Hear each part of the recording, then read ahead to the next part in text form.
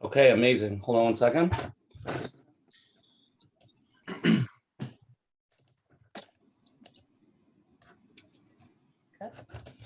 Okay.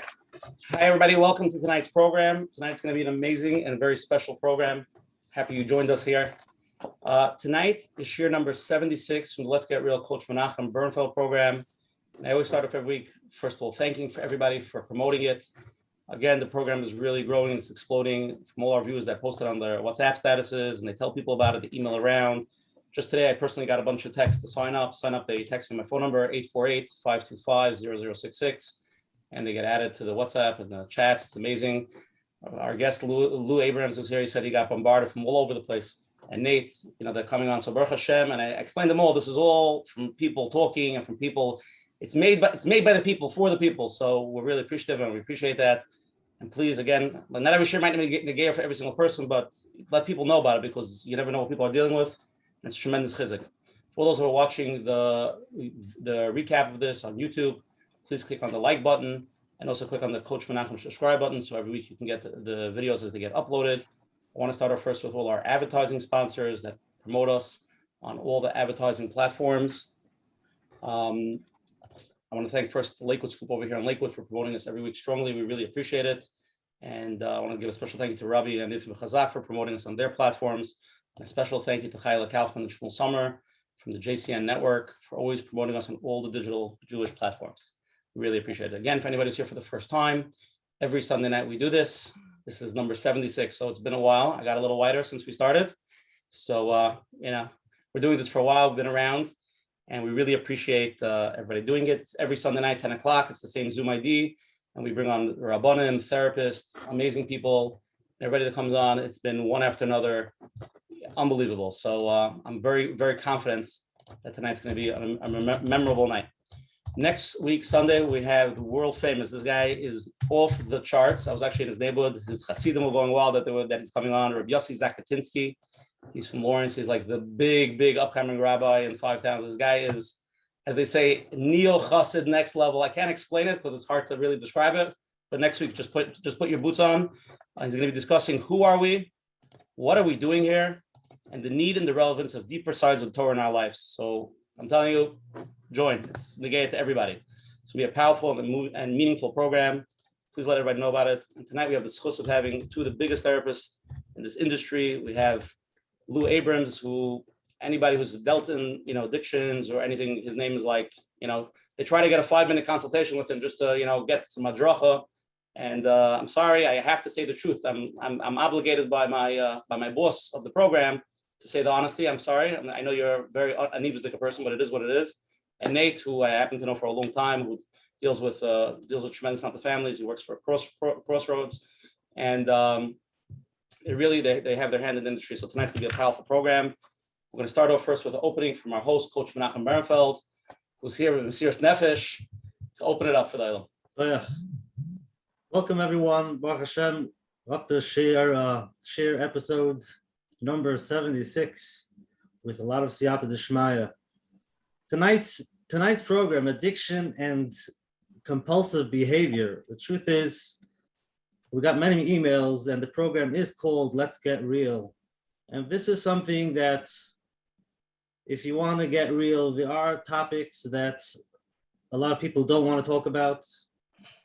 And the truth is, there are many people that are not aware of these things. And for those, they think, why talk about it? We don't know anything about it, and finished. Let's close our eyes. And then you have other ones that struggle. They see it and they're not sure where to turn their eyes, not sure where to turn and get the right direction. And then there are those who are in, we'll call it rehab, or those who got helped. And something very important to know when we talk about these things, that no matter where anybody is, there is hope. And that's why tonight we have with us a lot of experience from Louis Abrams and Nate, that he works in the rehab, and especially I think he specializes with the Jewish families. For those who have questions, tonight is the time. I do want to mention that I personally heard from many that when they became aware of the 12 steps program, how it changed their lives, not only those who struggle, it's for the families, for those who, many emails came in, parents, siblings, what should they do? Many times there's nothing they could do, and they do have to learn not to become the enabler. And usually they should seek out to go to groups. And it used to be that you didn't know where to go, and it's quiet, nobody wants to talk about it. I think today it's getting a little bit, it's coming out a little bit more, and especially tonight. We're not going to be able to cover everything, but we hope to put on the table many, many topics so that when people are in it, people have questions so that they know where to go with that direction. So thank you very much, Louis Abrams and Nate Nagelblatt, to be with us tonight.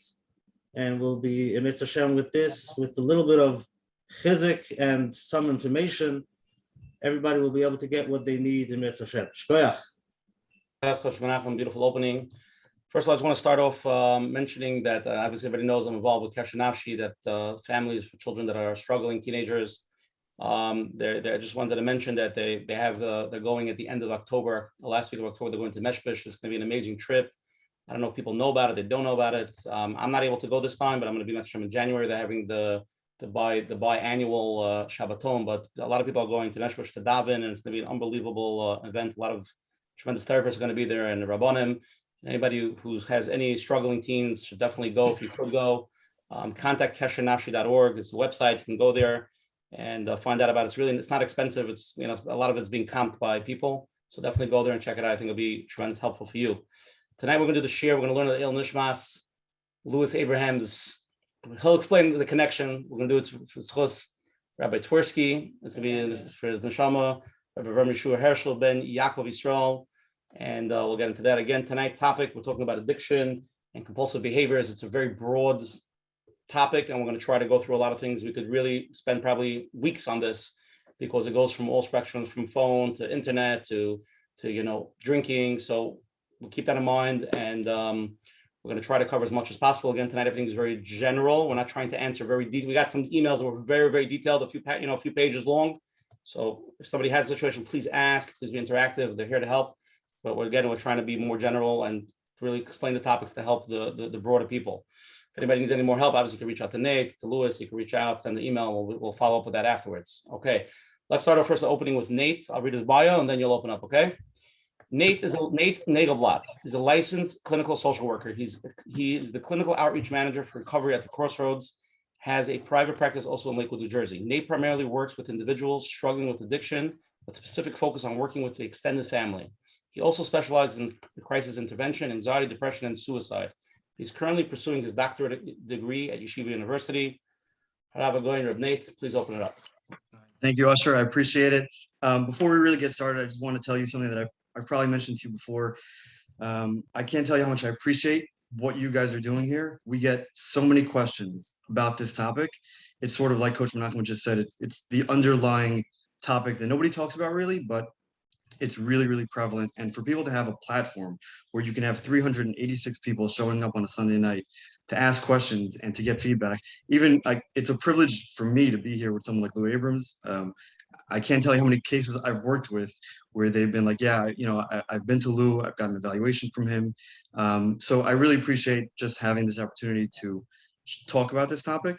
A little bit about myself. So like Usher said, I am the clinical outreach manager for recovery at the Crossroads. So I deal with a lot of families in the frum community who are looking for treatment. Sometimes I'll deal with the addict, sometimes I'll deal with the family. And there are families that I'll deal with for weeks, for months, sometimes more than that, until the child is actually ready to get the help that they need, or the spouse. This is obviously a very large topic. So like Usher said, I'd love to hear questions, individual questions, personal questions, anything that people want to know about this field. One thing that I would just like to share, if I may, Usher, just by way of introduction. So this might, some people might already know this, but it was just interesting to me. One of the first clients that I ever worked with was a middle-aged male who struggled severely with alcoholism. He was a blackout drunk, ended up getting divorced, lost custody of his children. His life was really spiraling out of control. And I remember, I sort of asked him, on a scale of 1 to 10, what's the biggest problem in your life? And I thought that's like it's a fastball down the middle, right? He's for sure going to say alcohol. And he looked me in the eye and he said, Nate, my biggest problem in life right now is anxiety. I don't know how to cope with my anxiety. And I think whatever conversation we're going to have tonight, I think that needs to sort of be part of the foundation. What are the underlying reasons beneath the addiction, right? What are the precipitating events behind the addiction? And if we really sort of conceptualize it like that, addicts aren't that different from everybody else. They're just trying to find a way to cope. Everyone in this world is trying to find a way to get by. They've found something that's incredibly unhealthy, that's maladaptive. But everyone is trying to find a way to cope. And how many of us who might not be addicts, but still we find things that are not adaptive, that end up harming other people or harming ourselves. So, I think just conceptually, addiction doesn't need to be an extreme case, but this idea of sort of human beings struggling with finding ways to cope with the things that they're struggling with, whether it's depression, trauma, anxiety, and what do we do when we're sort of struggling with that. So that's just by way of introduction. But again, it's an absolute honor for me to be here. I appreciate it, and I'm looking forward. Beautiful night. Thank you for such a beautiful, smooth opening. Thank you. Don't worry, we'll get deep tonight. Don't worry, we're just starting off light. Okay, let me introduce Lou Abrams. For the past 41 years, Lou Abrams has been treating those afflicted with addictions, with mental health challenges, including adolescents, adults, couples, and families. He's created and directed programs at all levels of care, including traditional outpatient, partial hospitalization, intensive outpatient, and residential services throughout New York and New Jersey and Pennsylvania. Lou has written numerous articles regarding substance abuse and mental health topics, including Judaism and substance abuse treatment, recovery and renewed spirituality. In 2014, Lou received a certification in sex addiction treatment, CSAT. He's a graduate from Columbia University Social School 1980, and currently has a full-time practice servicing individuals, adults and adolescents, couples and families. His office is located in Montville, New Jersey. And Lou, before you even go to the opening, please tell us about Rabbi A.J. Twersky. Okay, thank you. It's a tremendous chus to be here tonight. If it was only about meeting Nate Nagelblatt, it would have been fine, because we spent the better part of an hour a couple of days ago, Erev Shabbos, talking about the program and planning, and I was just so happy to be with a colleague who knows so much about addiction and the intricacies of addiction and families and systems. And I need to say that publicly, Nate. It was really a pleasure to kick things off. Thank you. And he went by Rabbi Avram Twersky, went by Rabbi Doctor in that order. That, which to me was always very significant. When he introduced himself, he was always Rabbi Doctor. So it tells you, just in terms of the world and priorities of an individual, that was what was first to him, being a rabbi and then being a doctor. And I had the good fortune and seemingly coincidental good fortune, although I don't know that there are coincidences in this world, to meet him back in 1992 in Northeast Pennsylvania in Scranton. I was running a rehab up there, a secular rehab. I've split my time over the last 40 plus years.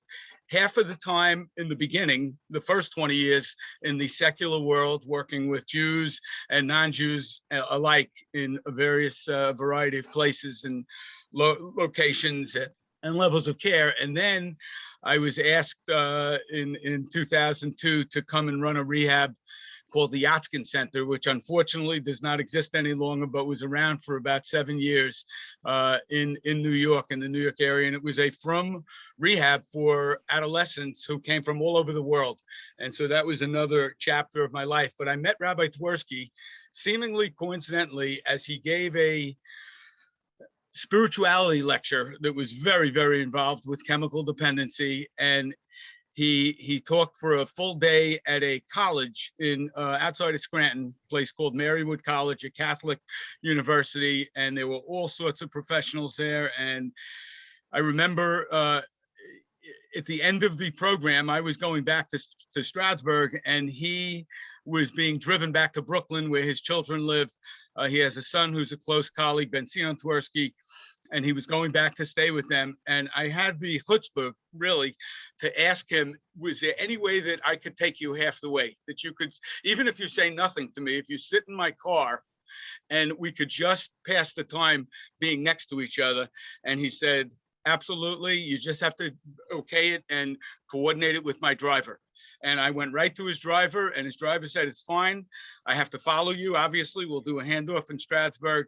And so for the next hour, from about 5 o'clock to 6 o'clock, Rabbi Twersky sat in my car, and it was just unforgettable. And it's a long time ago, but I remember it like it was yesterday. Years later, when I ran the Otskin Center, he was a major, major mentor and did so much to help our program. Tonight is a night that probably could, and it's been said, it could be a course. It could be a course that could go over nights and nights and nights of talking and sharing ideas and questions. There are a couple of major areas that I would hope at the end of the evening, people that came here would take away. And one of them is really gleaning the myths and the misconceptions about chemical dependency and about addictions in general. When we talk about addictions, we talk about two major categories. One are substances, one are actual substances that we put into our bodies, that people put into their bodies, like drugs, like alcohol. Very interesting when we talk about food, because that's certainly something we put into our bodies. And then there's a whole other category that has gained tremendous notoriety in the last many years, and that's called process addictions. Things that people do, behaviors, actions.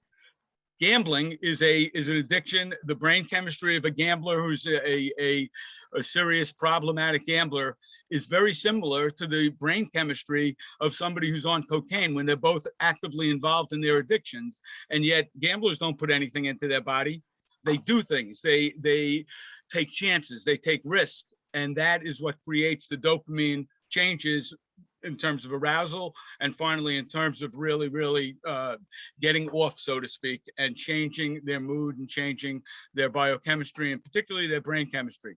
So process addictions and substance addictions. I also feel that, and it's been said already in this introduction, the component of people surrounding the identified patient, known as the alcoholic, for example, or the problem compulsive sex addict, or the gambler who has a problem, the people around. And the ironic piece is that the closer the people are to the identified patient, in social work school many years ago, I was introduced to the term identified patient. That's the person with the quote unquote problem. That's the person that we're trying to fix. And I, thank God, I started to understand years later that that person is generally not in himself. He is not by himself. He's surrounded by other people until the very later stages. And later on tonight, we'll get into discussion about the stages of addiction. He's surrounded by other people. In the beginning of the addiction, in the first stages, the elementary stages, you can't tell him from the person that doesn't have a problem. He looks very similar, or she looks very similar to people that have no problem whatsoever. And as the problem progresses, loss continues and loss is incurred and consequences happen. We'll talk about all of that.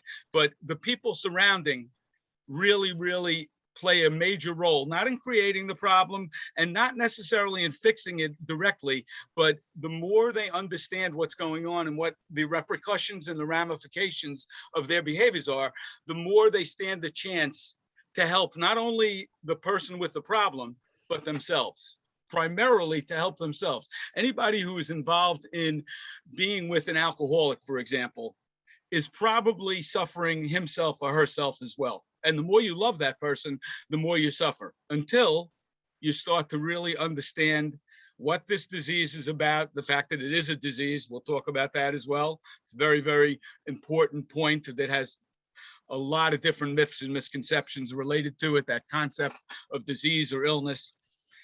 And so those are a handful of very important topics tonight that we're going to cover, and we're not going to complete them. We're going to, for many people in the audience, we're going to raise them and really initiate thought and discussion, and hopefully let you know where you can go to continue this process, because they're just paramount. There has been real progress, I have to say, not only in the world at large, in the community at large, but in the Jewish community and in the Frum community, in the religious Jewish community. There's been tremendous progress, but there's so much more work to be done. And so I am very blessed to have had people like Rabbi Dr. Avram Twersky that taught me so much, and some other people along the way. And I'm just here to really pass it on and to give it over to other people. And I really appreciate Usher Parnas, and I appreciate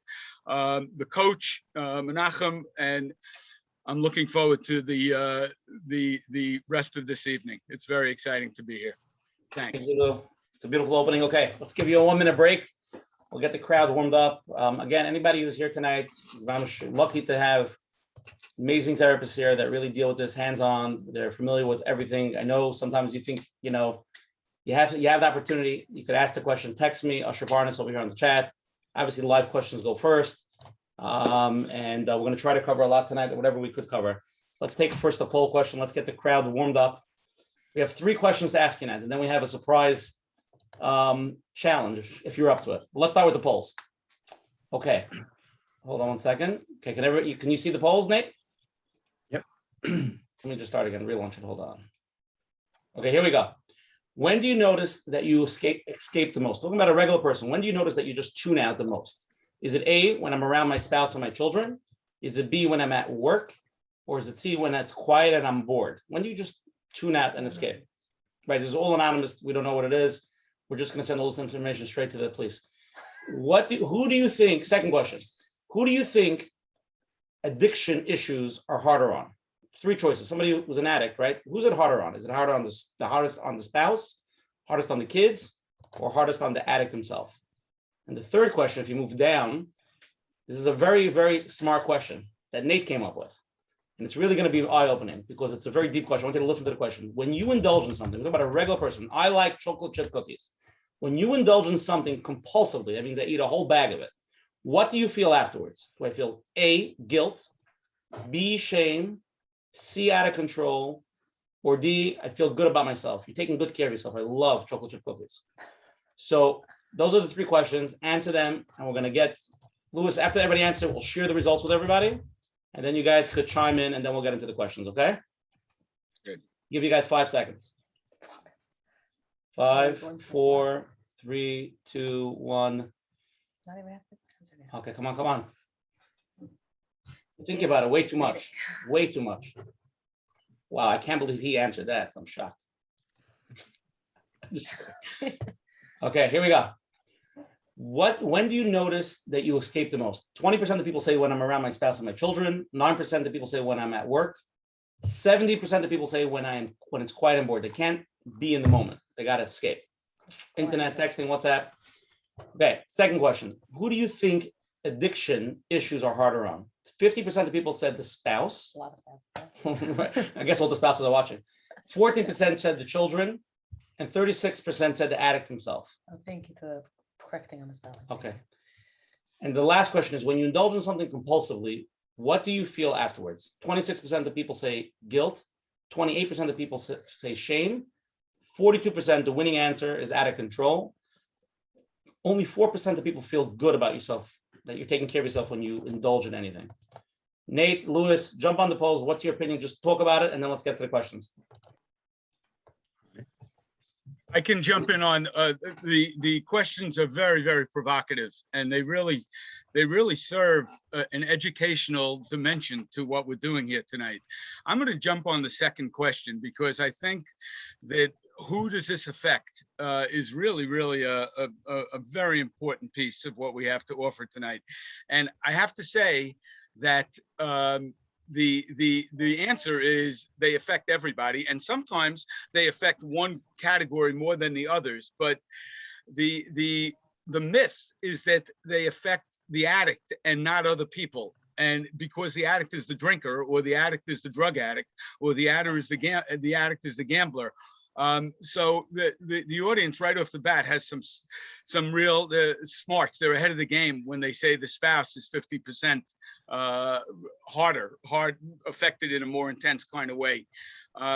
Studies have shown over and over again that the consequences that are affected by family members and how their emotional state, how they start to have effect on their work, their social relations, profound. And this is why we call this illness a systems illness. It is not something that just affects the identified patient. Nate, you want to jump in before we go to questions? Yeah, no, I'm with that 100%. I was just thinking when we did the questions, we did the spouse, we did the kid, we did the addict, but we didn't do the parent. And I think that's incredibly important. I've worked with a parent who called me once, and they told me that they live in the house with their son. Their son's an active user, and when they call their son's name and they don't answer, their blood pressure goes up because they think that their son overdosed.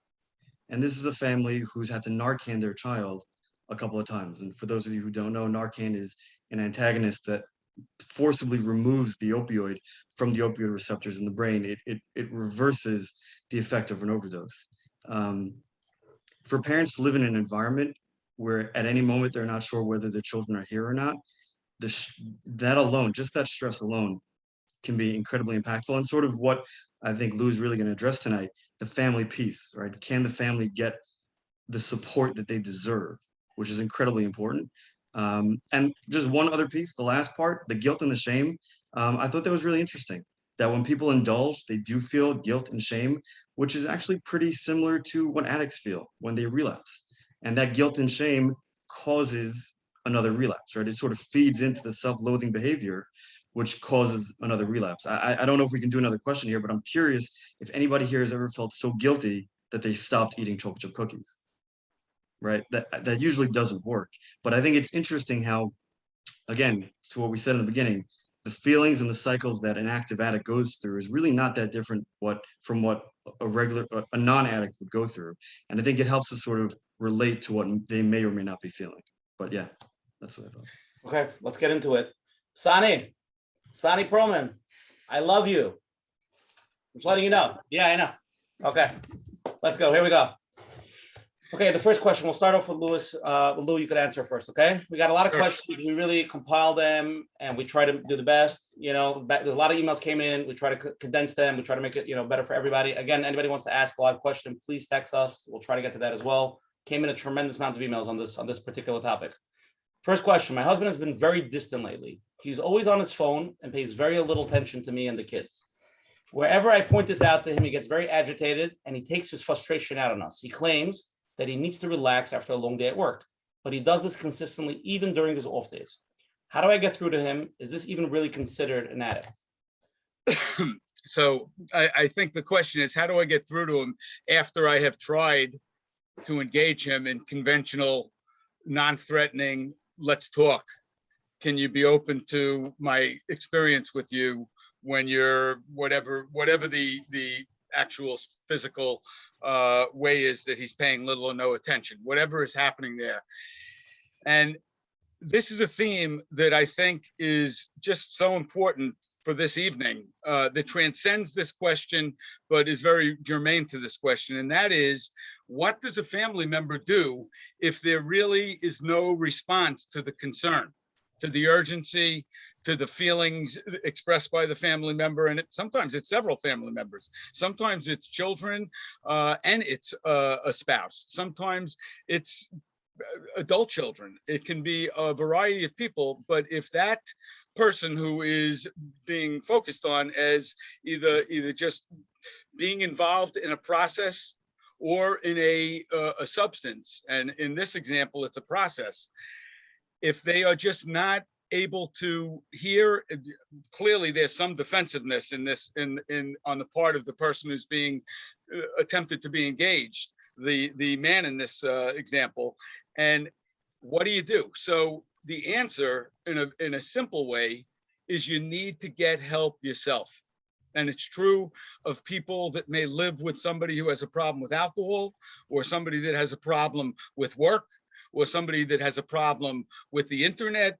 whatever the actual object is, the medium of the problem, where there may be some addiction, and it may be in a form of compulsivity where it just continues and really takes up the focus. And in the beginning, it's tough to tell. I said that before, but as opposed to continuing to try to fix and to work on changing the behavior of that person that you're having difficulty with, to go and talk with somebody, often a professional, but sometimes somebody in one of these programs that have come about. Every single 12-step program, almost every single 12-step program has a program for the spouse. For some programs have a subset specifically for children, like Alateen for the alcoholic, for the child, and it's all age appropriate. There are teenage levels of groups that meet. There are even younger. Alatats is a program that was established years and years ago. And obviously Al-Anon, for those of you who don't know what Al-Anon is, it's for spouses or family members or friends. There are sometimes in the social network friends that are very, very close to the identified person as having the problem, and they need and require and deserve help. And what I say for a long time, and it takes some time for people to get it sometimes, what I say is, you can't wait for the person with the problem to wake up one day and say, okay, I'm ready. You need to stop focusing on that person and not make it contingent that that person's going to get well or is going to even get involved in some kind of recovery program. Because the problem will, invariably, the problem will get worse and worse and worse as time goes on. I just want to put out a disclaimer also, because sometimes people look at me and they say, oh, this guy has been treating alcoholics and drug addicts for so many years. He must look at every single person who takes a drink, everybody who makes kiddush on wine, everybody who has a social drink as having a problem with alcohol. And nothing could be further from the truth. Most people that drink alcohol do not have problems. We've done some research as a treatment culture and as a scientific culture, and the statistics that come up most often are that 1 out of 10 people that drinks alcohol has a problem, and that means that 9 out of 10 people that drink don't have problems. And so, if you're drinking, or if you're drinking responsibly, and you're truly drinking without any kind of compulsion, and there's no consequence, there's no repercussion. That's really what separates people with problems from people that don't have problems. And they're called all sorts of things, and we get into some real quandaries when we start using words that are subjective words, that one person will say, well, he's an alcoholic, and the other person will say, well, he's a problem drinker. You know, to some people, there's a real difference between the two, but to me, it's semantics. An alcoholic is somebody who has problems when they drink, and they don't have to have problems every time they drink. It's another myth. It's another misconception that every time you drink. No, that doesn't mean that you're an alcoholic, that you have to drink and have a problem every single time you drink. But if you drink and you have problems that you have to deal with afterwards, and there are consequences, that's not social drinking.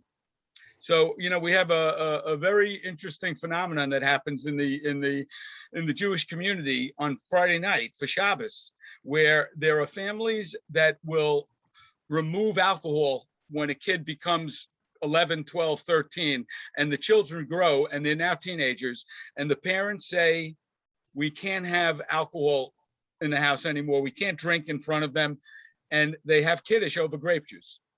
There are other examples of the same setup with kids that are growing into their adolescent years, where the parents do drink and they make kiddush with alcohol, and they do that because they want to be healthy role models. They want to role model to their children that you can drink alcohol and not have a problem with it, and drink responsibly. So I don't have any problem with either of those two scenarios and the decision on the part of the parents, unless they don't talk about what they're doing with their kids. If they don't talk about it and they just do it, and they expect their kids to understand what's happening, they're missing a huge opportunity. The opportunity is to talk about why we're doing what we're doing, why we're removing alcohol from the Shabbos table, and in the other case scenario, why we're drinking, and we're drinking responsibly. And if there's no engagement with the kids on why that's happening and what can be learned and what the difference is, it's a tremendous time to teach. And that's just one example. I'm not sure it's a minor example, but it's one of many, many examples when it comes to teaching your kids about responsibility when it comes to substances. Now, you want to jump on in this one? We have a few live.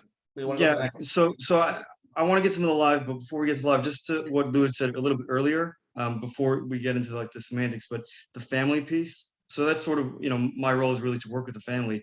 And to Lou's point, I'm curious if everyone here can sort of think of your own family of origin, and think about the role that you played in your family, because every single person has a role within the family system. And we learned that pattern really quickly, and we keep just doing that over and over again. And especially when we talk about a family system where there's an addiction, right? We'll have one spouse that, stop drinking, and the other spouse keeps drinking. And that just keeps happening over and over again. And sort of to what Lou is saying, when one person in that system changes, they break the wheel. And it puts more pressure on other people within that system to look a little bit harder at their own selves, at their own lives. So yeah, I think that's just a really, really important point, and a point that's not always stressed. We talk a lot about the identified patient, but can we also address the other part of the family system? I want to let you know before we go to the next live question, Lou Sure. and Nate, we're getting a tremendous amount of text about eating disorders. Okay, so we're gonna, yeah, Okay. so we're gonna get to that. I'm just letting people know that. Sure. Okay, let's go to the first live question. You're on. How are you? Okay, fine. I just have a question for either of them in their experience. Have they ever encountered, I've heard about like an addictive personality, where like some people just seem more prone to certain either not just certain addictions, but getting addicted, period.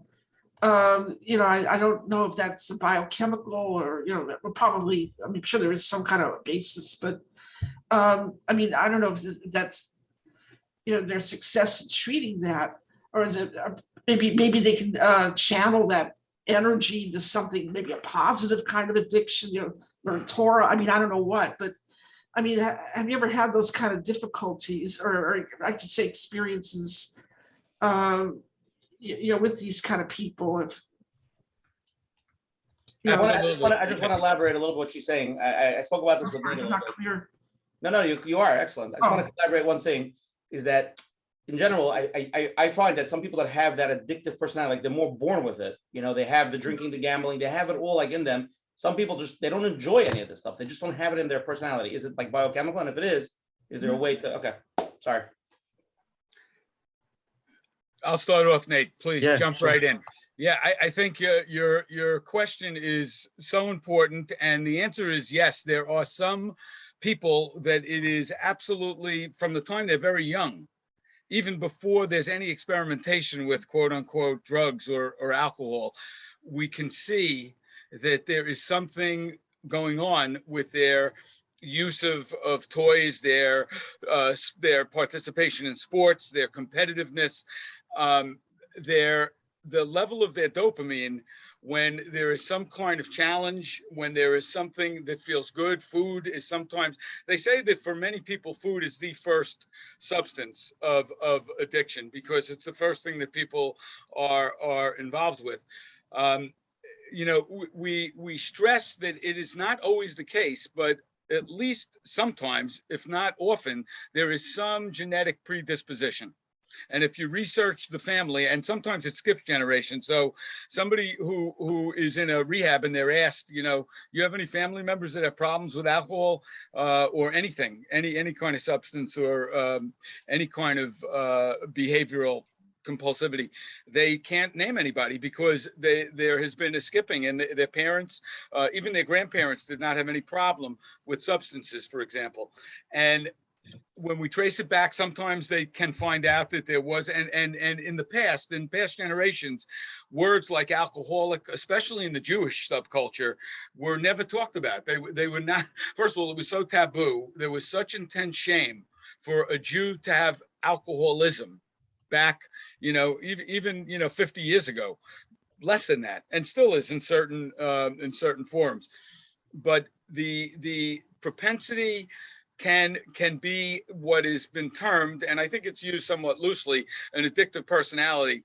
There are some people that have many objects of their addiction, and they have substances, and they also have activities. They also have process addictions, and some people can't get addicted if they want to alcohol. They are the epitome of social drinkers, but when it comes to thinking about going to a casino to gamble or placing a bet at a racetrack or at a sports bookie, their dopamine, which is the main neurotransmitter that really gets activated. Their dopamine goes wild in terms of the arousal phase, which sometimes, the anticipation before they actually find out if they won the bet or not is much higher than when they win or they lose, for that matter. And losing can this is something that is very unique to the problem gambling population. Losing can actually be an enhancer for them to continue gambling. So the answer is yes, there is such a thing as profiles of people that have a higher tendency, I would say, to develop some kind of addiction. I don't know about the personality. I think that's kind of a colloquial statement or saying that is very comfortable for people, but there are certainly people that have multiple addictions.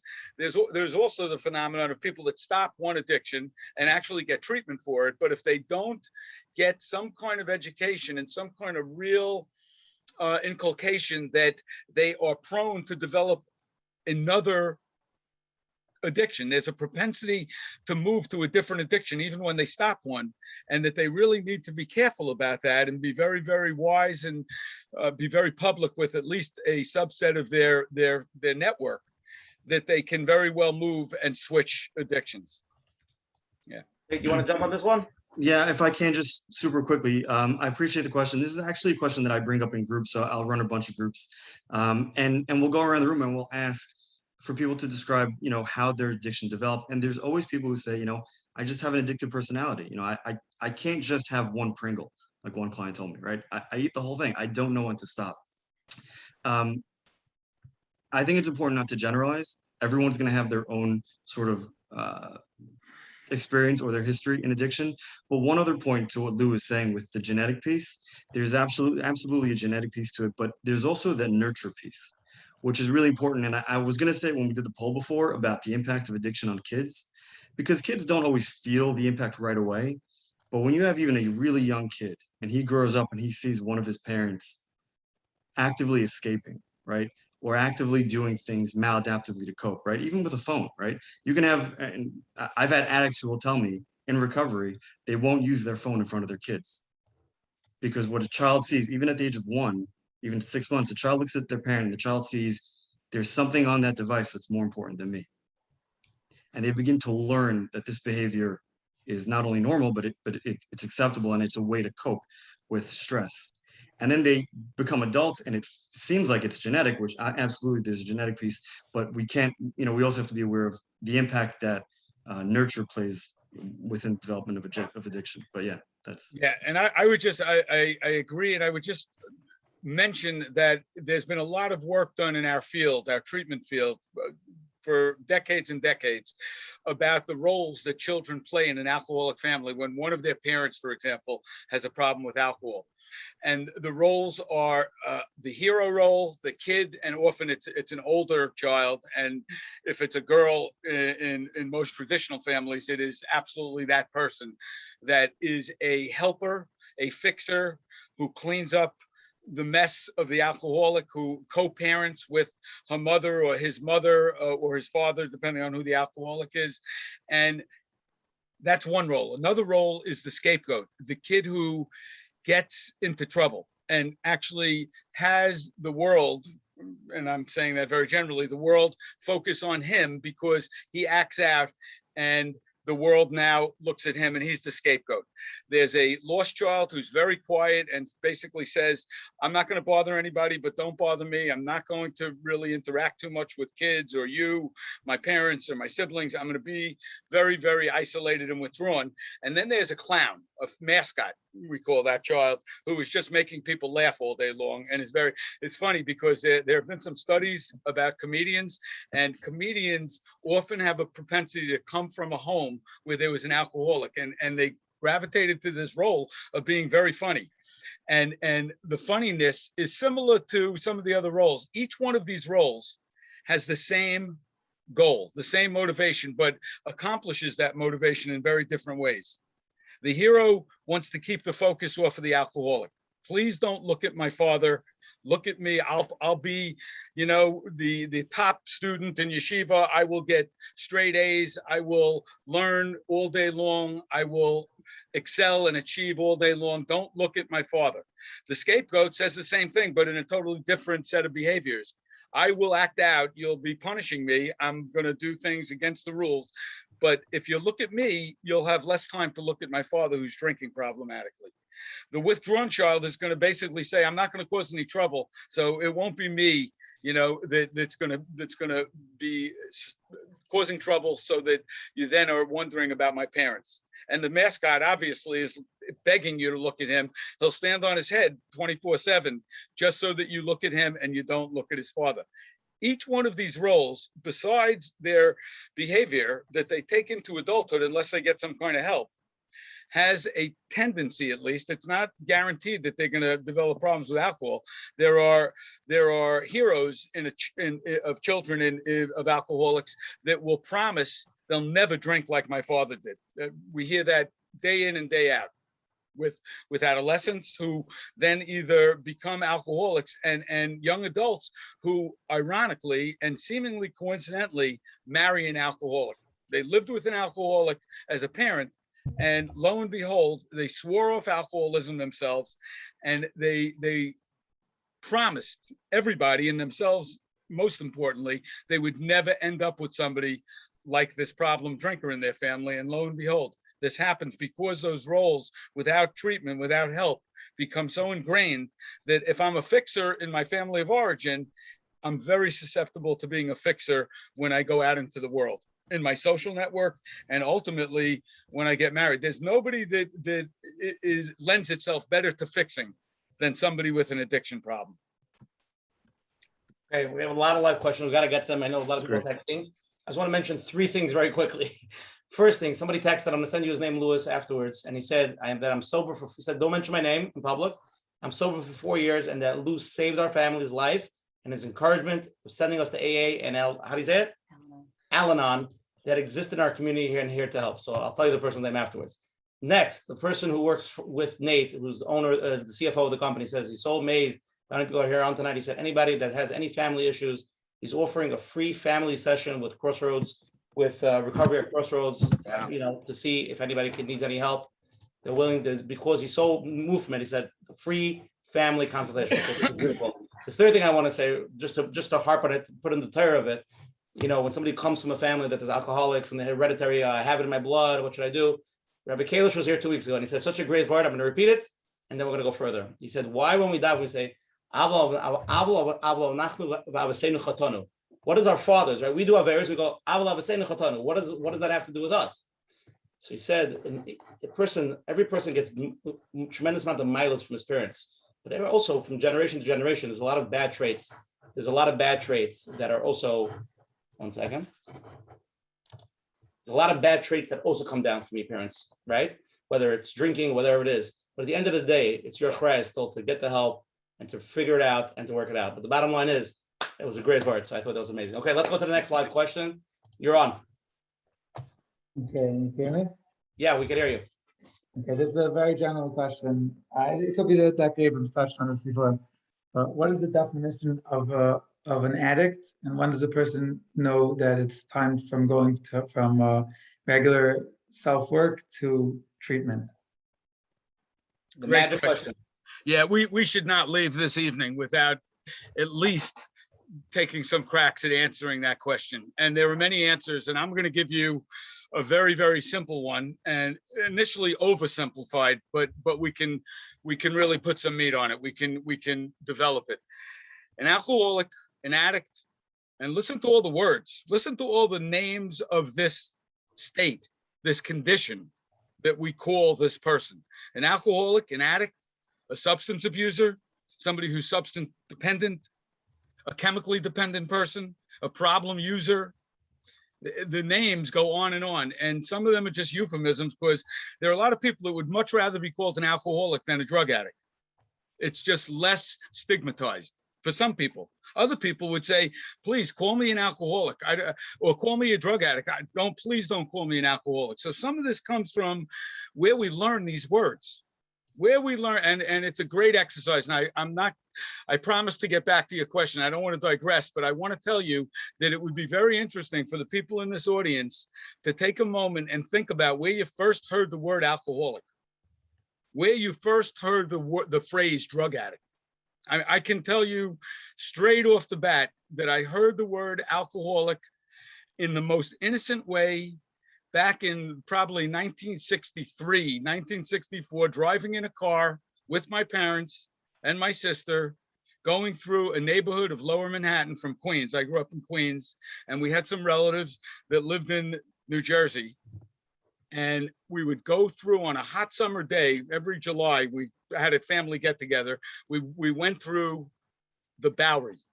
Now, for those of you who remember the Bowery, it's very interesting because it doesn't look today like it did in the 60s. It looks gentrified and really upscale. The Bowery is no longer what it was, but back then it was somewhat, and I hate to be pejorative, but there was a seediness to the Bowery. There were men with heavy coats in July and paper bags with bottles. And I looked out the car window, and my sister was sitting next to me, much younger than me. She became a psychiatrist, my sister. So she knows about this, and we've talked many, many times about it. And I would say to the people in the front of the car, the front seat, my parents, what's going on with those men? Why are they wearing heavy coats in July? And what's in the paper bag? There's a bottle in that paper bag. What's going on? And totally naively and innocently, without any pejorative, malicious intent, one of my parents would say, oh, those are alcoholics. That's the first time I ever heard that word. And I mean, the reality of that statement is that profile of an alcoholic is 1 out of 100. 1% of all alcoholics are Skid Row and in that late stage. Today, we would not be talking about just men, because women are part of that category also, but it's a very, very small percentage of all alcoholics. It's the late stages. So this is where people can get real misinformation about the stages and this profile, that you got to be in the late stages to have a problem with alcohol. To get back to the question, my definition, very simply, is that an alcoholic or a substance abuser or any other word you want to use, a drug addict, is somebody in whose life that substance, whether it be alcohol or some other substance or some other name of a substance, is having problems created by his or her use, that there are consequences to the use. Sometimes the consequences happen while somebody is drinking and drugging, but most often the consequences happen afterwards, or at least much of the time, the consequences happen afterwards. And what you can do to simplify this and make it down to earth and really, really understandable is you can really equate the word consequence with the word loss or the word problem. And that really means that people that have problems with drugs, alcohol, and process addictions, process behaviors that become problems, are people that lose things. They lose. So an alcoholic is somebody that loses because of their drinking, directly related to their drinking. They may lose because of some indirect losses related to their drinking, but the loss, whether it be emotional or it be concrete, abstract. So that late stage alcoholic on the Bowery that I noticed when I was a little kid had suffered very, very concrete, tangible loss. He lost his family. He was, and I'm being very general right now, but that's the epitome of a late stage person who's on the Bowery in 1960. He has nobody who he's connected with. maybe social services, maybe he's getting food stamps from somebody, maybe he has a caseworker, but he has his disease, his alcoholism has created such a variety and a myriad of consequences that he loses close to everything.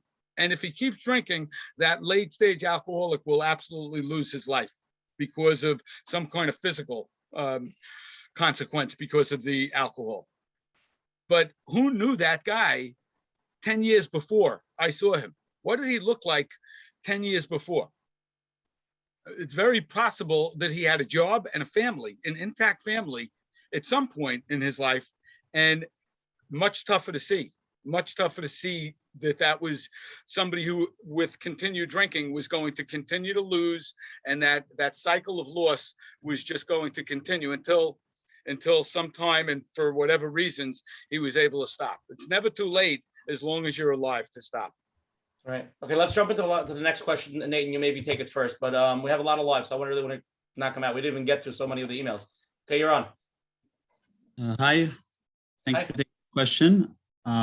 Baruch Hashem, I'm not an addict, but my situation, just like many others in life, is that I go through, like was mentioned in the introduction, I go through stressful periods in life. I have sometimes difficulties, nisyonos, and sometimes to relieve the pain, I don't think I get addicted, but I just sometimes go spend excessive amount of time on the internet looking at news, or good, maybe not anything that has addictive material, just at the news or regular things to distract myself from pain and stress. Even, you know, when my thing passes, I could go back to regular life. Now, I realize that even though I don't think it's the healthiest thing, because I think I'm not really guarded, and there's obviously places I could, chas v'shalom, I don't want to peft out of satan, but someone could fall into the wrong pits. I want to know, is there any other alternative, healthier method to be able to release that stress and pain and relieve oneself instead of having to do what I'm doing?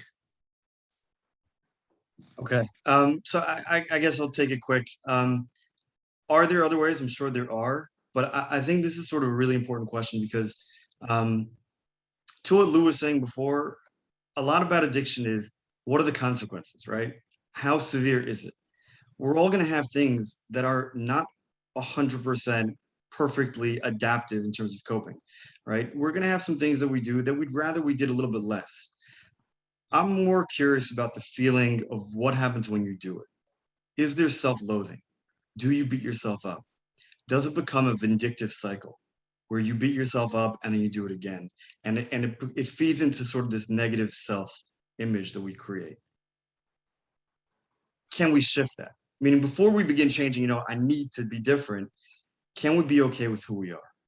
This is what it is. This is what I'm struggling with right now. I'm doing it because I'm trying to relieve stress. I know it's not the greatest thing in the world, but this is part of my humanity. This is sort of who I am right now. Before we move on to sort of fixing, I don't know if that makes sense, but I feel like a lot of times we want to take a sledgehammer to our lives. And before we do that, can we accept who we are? Because as long as we're holding on to that sledgehammer, nothing's ever going to be good enough. Yeah, that's what I got. Excellent. And I'll just add, the people around the person who is watching too much news, for example, or playing on his iPhone, or involved in any other kind of behavior that is taking him away from people that he's with, particularly in a family context. The people around have a chance to notice this behavior and also have a reaction, particularly children and spouses, that is really something that's detrimental to them and to the relationship. And the person that is involved in the news or playing or being preoccupied with media, with some kind of medium, you know, this is why there is such a huge focus now on electronic devices, and there are rehabs for people that have a compulsivity and have gotten involved with a cycle of being involved with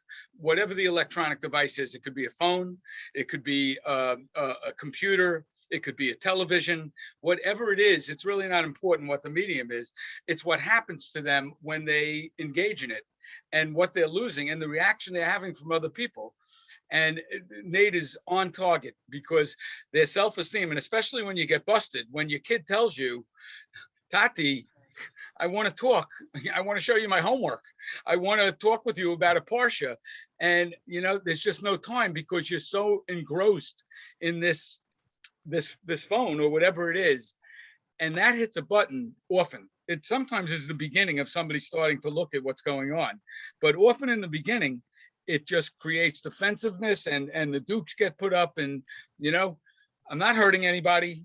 I'm taking some time for myself. I'm quote unquote relaxing. That was the first example that we talked about. I'm just trying to wind down. And so again, it becomes, when did somebody cross over the line and go from social recreational use to a more compulsive kind of cycle that Nate referred to? Let's shift now to a little bit of the next topic. It's a big topic. Everybody's talking about it now, especially New Jersey becoming legal and all these things. Let's a little bit get into this. Recently, my husband has been consuming THC products, weed, marijuana, edibles. He says a lot of guys from shul do it. It's healthy social outlet for him. I don't really feel comfortable about this. Is weed really not so bad?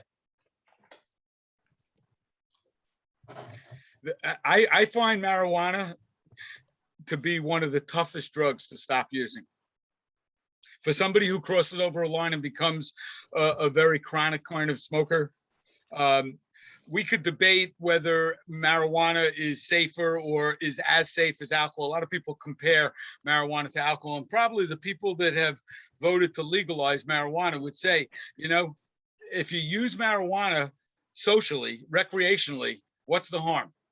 There's a lot of harm. There's less known about marijuana even today than there is about a lot of other drugs. Even drugs that quote unquote would be looked at as being more dangerous. The problem with marijuana for a lot of people is they use it and they become very docile. They become very calm. Some people that use it become very anxious and they keep using it. And you can certainly tell somebody who has a dependence on marijuana if they have crummy, anxiety-oriented experience with it and they keep using it. That for sure is a sign of a problem. But a lot of people use marijuana and they don't get into trouble. There are people that use marijuana and drive and they get ticketed and they get their license taken away. So that certainly can be a way of getting caught, and it can be the beginning of some kind of recovery sometimes. But I find marijuana being sometimes more difficult than other drugs because of what is seemingly a very, very gentle, light, non-consequential relationship seemingly that people develop. There are some people that become vegetables when they smoke a little bit.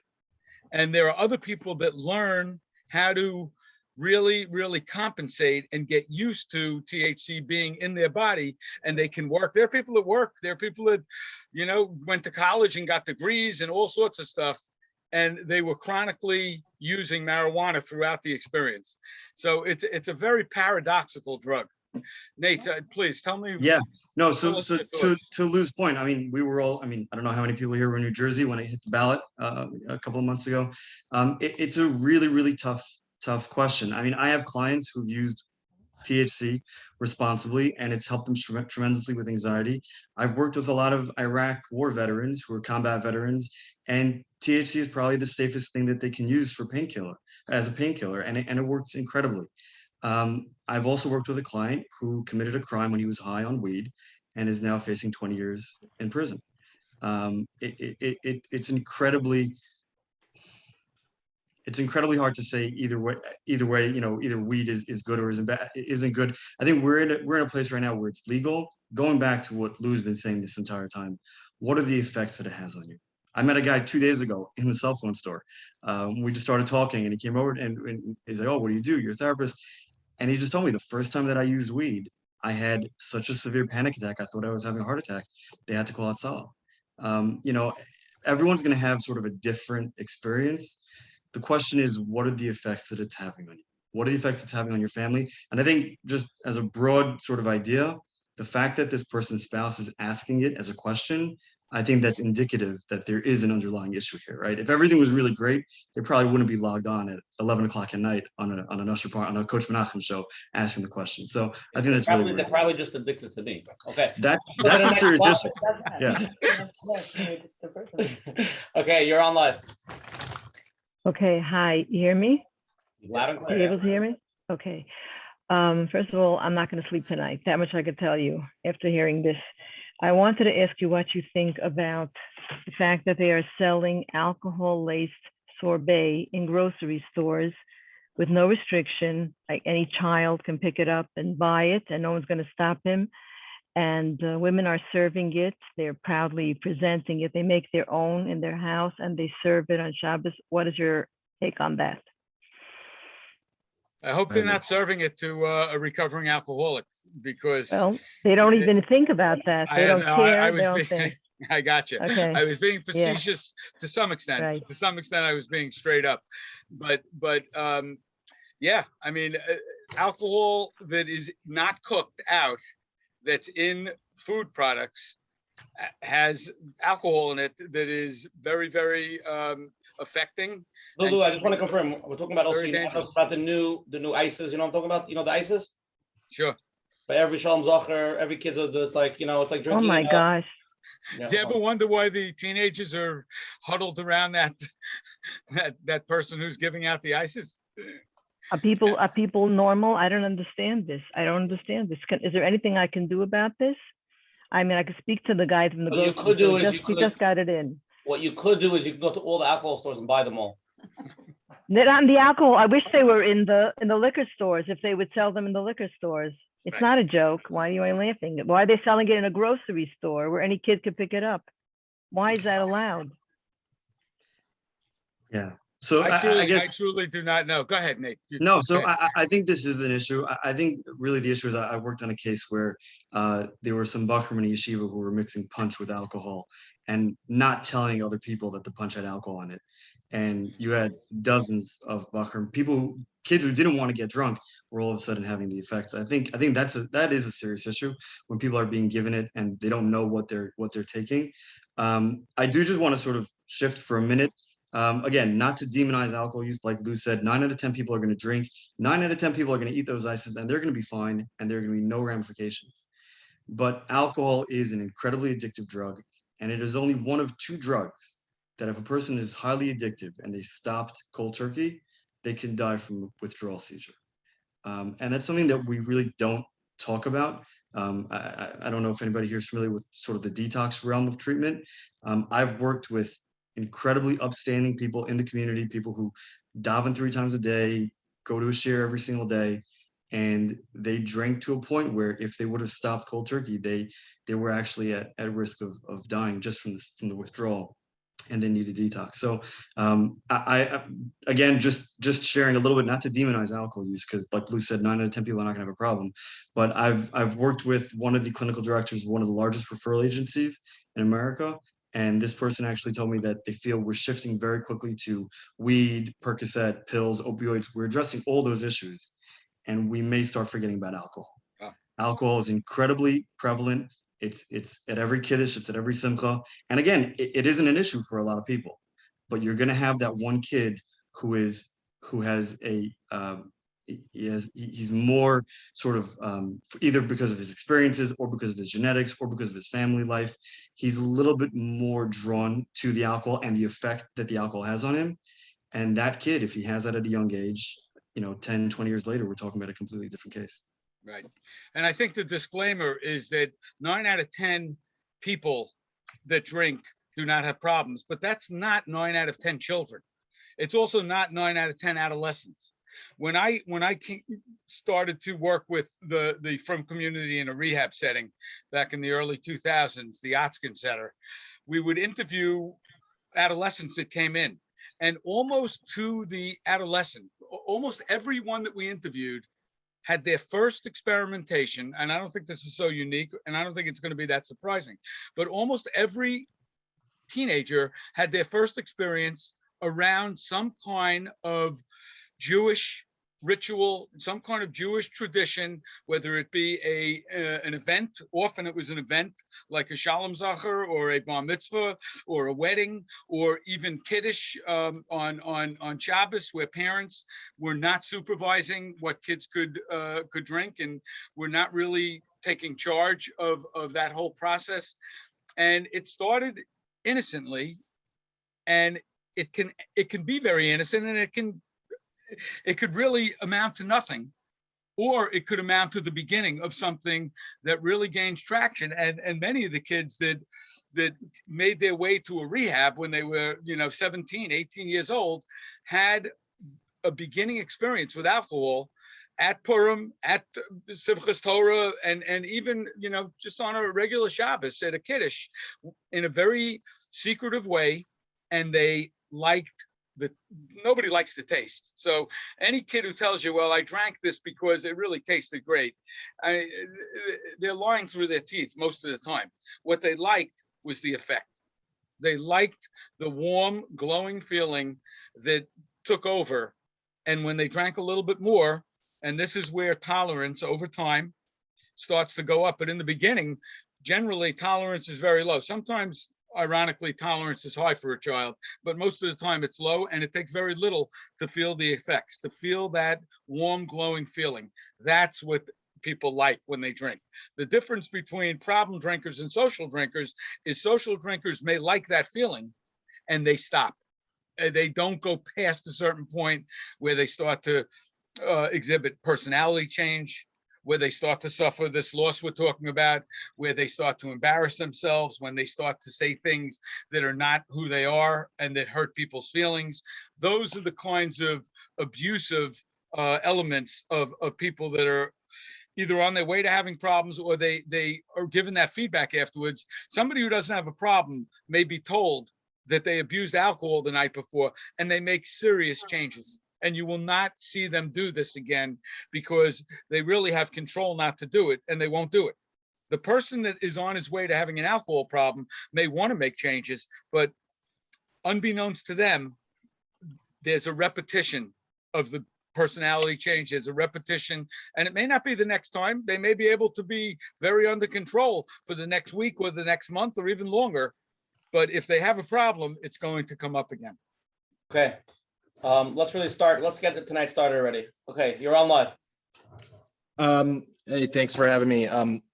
So it's a two-part question, maybe even a three-part question, but how do you feel about Suboxone maintenance? A lot of people go through Suboxone for detox and get caught in this, cycle of being on Suboxone long-term.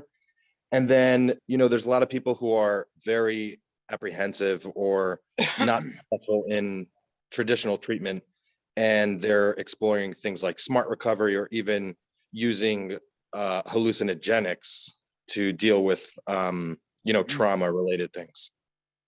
Can you explain it, Nate, to everybody what it means exactly? Sure. So Suboxone is a partial antagonist. It's a drug that they give to individuals who usually for opioid abuse, and it gives them a little bit of a high, but it also blocks some of the opioid receptors. So even if they were to take the drug, the urges go down, the need for it goes down, and even if they were to take it, they wouldn't feel the same high that they usually do. The reason why Suboxone is incredibly challenging is because it's a drug created by the U.S. government, so it's pure and it's incredibly strong. It's backed by major pharmaceutical companies, and it's incredibly addictive. That alone can be incredibly addictive. I'll just share my own personal opinion, and Lou, I'd love to hear from you. I'm not dogmatic. I don't have, it's horrible or it's great. It really depends on if it works for you. I've worked with clients who have done really, really well on Suboxone, clients who had a 7-year history of daily fentanyl use, and Suboxone was a life-saving drug for them. And then I've worked with clients who use Suboxone as a crutch, and it sort of led to their next relapse. It really depends on the individual. And I think that's sort of where, again, I don't know, Lou, I assume you have sort of the same approach, but what works for you and how can we help you in guiding that? Even with the smart recovery that you brought up, is it working for you is really the most important question you need to ask. It's not about, are you, in this program or in that program, are you getting the help you need? Are you becoming more functional? And again, like to Lou's point, what's going on around you? Has your relationship with your wife changed? Has your relationship with your children changed? Are you able to hold down a job? Are you not lying anymore? Or I don't mean you, but is the addict not lying or not being manipulative, right? A lot of those are really key signs to long-term recovery. And if Suboxone or Smart Recovery or 12 steps or inpatient or psilocybin or mushrooms for treating trauma, if that's going to get you to where you need to be, then, by all means. But go ahead, Lou. Yeah, I very, very similar to what your experience was, Nate, and what you said. I learned about Suboxone when it was first coming out in the late, I think the late 80s, but certainly in the 90s is when I was running a rehab, and we had opiate addicts, and this new buprenorphine is the chemical generic word for Suboxone. Suboxone is the brand name. The therapeutic effect that we found with Suboxone was really, really very helpful and very healthy if it was used in a way where the patient was educated about it. And by the way, this all began in inpatient, very controlled environments where the Suboxone was administered and the patient was a resident of a program for at least 30 days, or more often than that, 60 or 90 days, and was being administered by nurses and doctors, and was being schooled, was really being educated on the fact that this was a drug that could help somebody go through detox of opiates, but it was a means to an end. It wasn't something that could be ongoing because it was a highly abusive drug. And I think we learned more about it as Suboxone became more mainstream. And what I've seen that's contrary to the experience of the people that were given Suboxone and really, really got off their opiate and then did not get addicted to Suboxone. They stopped using because it was tapered off, and they were told and educated, this is the game plan.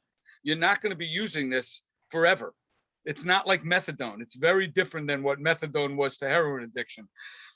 What I've seen in cases, and to be honest, I don't treat a lot of patients that are involved with Suboxone these days. The nightmares of people that get addicted to Suboxone and now have another opiate addiction is, and I'm not big on blaming people, but sometimes it's because it's being dispensed by somebody who has a certification to dispense Suboxone, who really doesn't understand what can happen, and who is kind of doing it in a mechanical kind of rote way. And if a patient doesn't really get the training that this is a means to an end, and at some point sooner than later we need to taper you off, because at a certain time frame you're going to be off Suboxone, and that's the mindset.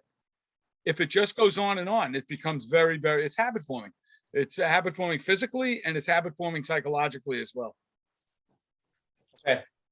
You mentioned, Chaim mentioned the idea of psychedelics. I think, I'm not sure if you were alluding to psychedelics these days, that in some very controlled environments are treating depression and are treating mood disorders. I'm open to it, and I shudder to even say that, because there was a time when I wouldn't have been open to it. Sure. But I have been reading and seeing some results. But the caveat is it's got to be so controlled. It can't be, going to a Grateful Dead concert and dropping some blotter acid or something like that, or just using psilocybin mushrooms to get high. It's got to be very, very controlled with therapists right there, involved in the experience. And even then, for a recovering person, I would have some hesitation. But for people that don't have a problem, a history of some kind of addiction, if it's done with real judicious supervision and therapeutic context, it has worked. It can't be argued. It's worked for some people. It may be very prone to be written off by the recovery culture, because it's hard to understand how a quote unquote psychedelic drug is going to be used therapeutically to treat a psychiatric problem. But the reality is it has been known to work. Okay, there's so many questions we still have to get to. I'm sorry, let's put a little speed on it. You're on now. Is it me? It's you. Okay, thank you. So I need some advice. I have an addictive behavior related to disordered eating. Basically, in like my effort to eat, not to eat a lot, I have this addiction to fill up on water and like diet pop, especially. I like the carbonation, and it makes me feel really good.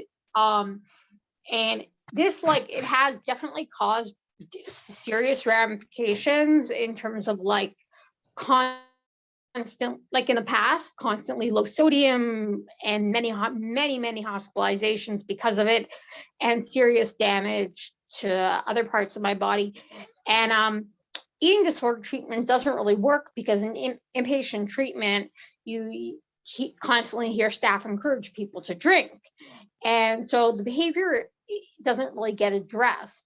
And I know what my limit of how much fluid I should be drinking is, and I got myself better for a year. I struggled for a year, got better for a year, and now I relapsed. I see my behavior as an addiction, and I'm just wondering if there would be in addition to the eating disorder component, is there a 12-step program that might be right for me? All right. I think there can be. I think the first thing that comes to mind is a connection, a working, healthy, trusting connection with some medical professional that can help monitor this. I think, the question of certain specific foods that are triggers in some way in terms of mood and in terms of propensity to continue to repeat them is something that you could really look into.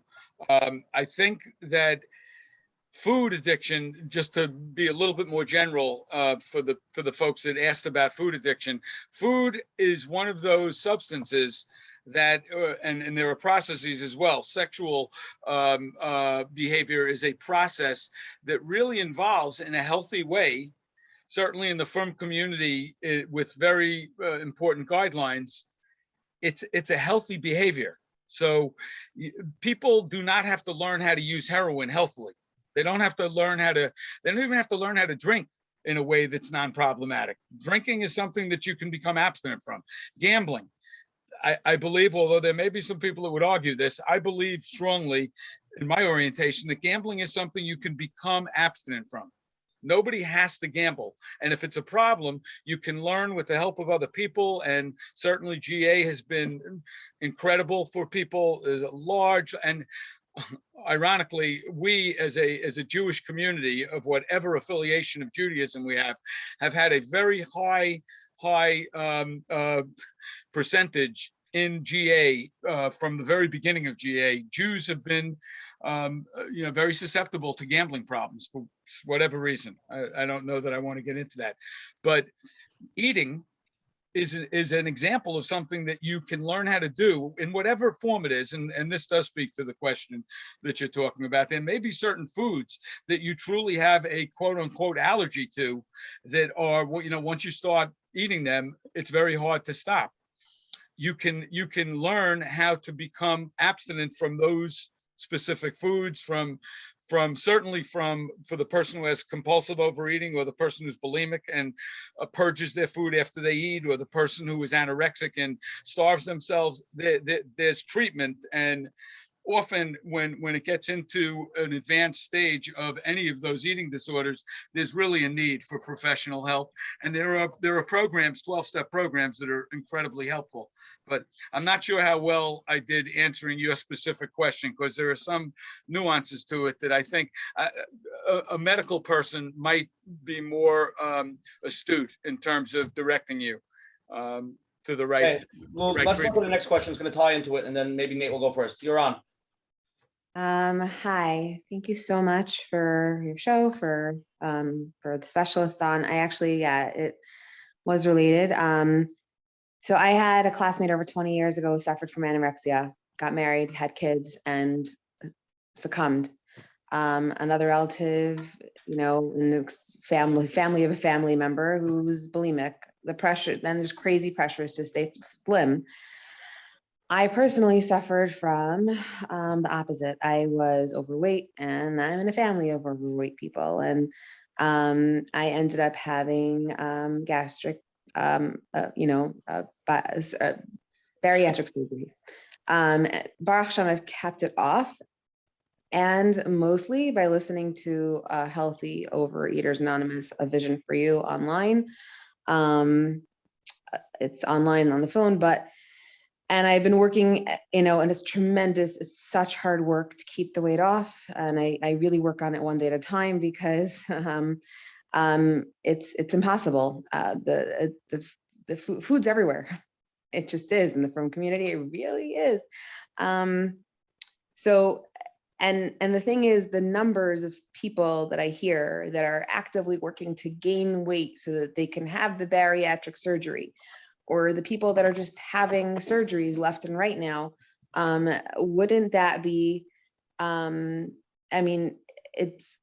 consider it for myself a medical intervention. So can you both speak to like food addiction in the frum community? Because I could tell you personally, like for me, especially after the gastric surgery that I had, I can shut down after a bowl of cookies, or these kids that are having crazy sugar highs. So it's a general question of addictive, I guess, compulsive addictive behavior and food. Sorry, they talk about it as addictive behaviors and addictive compulsive behaviors and compulsive eating and ingredients. If you could both speak to that, please. Thank you. Nate, you want to go? Yeah, I'll sort of try and address this. First of all, I really appreciate the question because A, we don't talk about this enough, and B, for the 497 people who are on, if we can just raise our awareness a little bit, right? The next time we're at a family function, we don't need to force everyone to eat, right? We don't need to be, it's a sort of very Jewish thing to do. Hanukkah parties are coming up, but there are people that really struggle with this. And the struggle is very, very similar to any other process addiction. I've worked with individuals who have told me they've eaten so many cookies, the back of their throat burned, and they would just keep eating, right? It wasn't about the sustenance, it was about the feeling that they were gaining from it. So I think you're absolutely right. It can 100% be an addictive behavior, a process addiction. To Lou's point, one of the challenges with this is that we have to eat, right? We don't have a choice.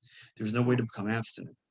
Yep. So, I mean, Frady, to your point, all the credit to you for, first of all, coming on here and sharing that publicly, but secondly, joining OA, right? And joining a fellowship of other people where you get to listen to their experience, their strength, their hope, other people who have gone through similar things.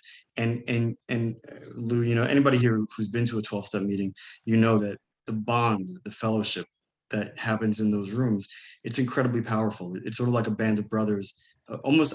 I've actually seen similar bonds to military veterans, right?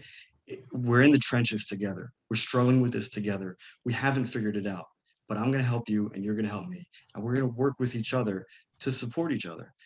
So, I think, A, thank you for bringing it up. It's incredibly important. And what you're doing is really, really sort of the path to recovery or sobriety or balancing, right? Knowing that it's not really about the food. It's about what the food gives us, right? The warmth, the comfort, and being able to sort of address some of those underlying issues and get the support that you're getting. I think that's really, really important. Lou, you want to take a crack? I agree 100%. And Frady, thank you for bringing it up. This is somewhat of an advertisement for 12-step programs in general. And Nate said it beautifully. I have had my share of folks that had all different kinds of bypasses and sleeves and gastric work done. And the problem has been when there was no support other than this physical procedure that created a smaller stomach or a kind of guideline and a boundary for food. And there's been some very, very dangerous stuff that has happened without there being a change in relationship with food. That's why diets don't work. That's why OA doesn't talk about diets. Weight Watchers doesn't even talk about diets anymore. We've become much more sophisticated, but it's easier said than done for all the reasons that Nate spoke about and that Frady spoke about. That it is the first substance that people are exposed to. And in our culture, you know, it is about warmth. Often food is about soothing feelings, about medicating feelings. And before you know it, people are using food in a compulsive way. And the beauty of 12-step programs is they don't end. Good therapy, whether it's residential, followed by outpatient work and private psychotherapists, whoever it is that's helping, good therapy has an end. It has an end. It's supposed to have an end. If it goes on and on, you know, forever and forever, there's something wrong with the therapy. It can start again. It can stop and it can start at a different time to treat something else or to work on something that really didn't get taken care of. But the difference between good therapy and 12-step recovery is that 12-step has no necessarily an ending to it. It continues, and it's one day at a time. You've heard all the slogans and the phrases. It's very mainstream right now. And I have to tell you, the folks that do some kind of procedure and they don't really change their relationship with food often have continuing problems. After a honeymoon period, sometimes, after years, sometimes, they go back to compulsive eating and it can be life-threatening. Okay, let's bring this up because we got to bring it up. Lou and Nate, just for Tania's purpose, we're going to talk about sex addiction as adult addiction and internet addiction. We're talking obviously about porn addiction. So let's just preface it that way, okay? Because we have a lot of people on. A lot of questions came in this way. This is more the generic question, but you know, we'll deal with it. My husband has a few addictions such as vaping, and he's always on his phone. He has a serious adult addiction. These addictions are causing him not to keep Shabbos in private and ruining our marriage. And I'm really concerned about the safety of my family, young children. I want to know, is there hope and recovery, and how concerned should I be with my family's safety? If there is hope, where can I try to seek him help if he is willing to go?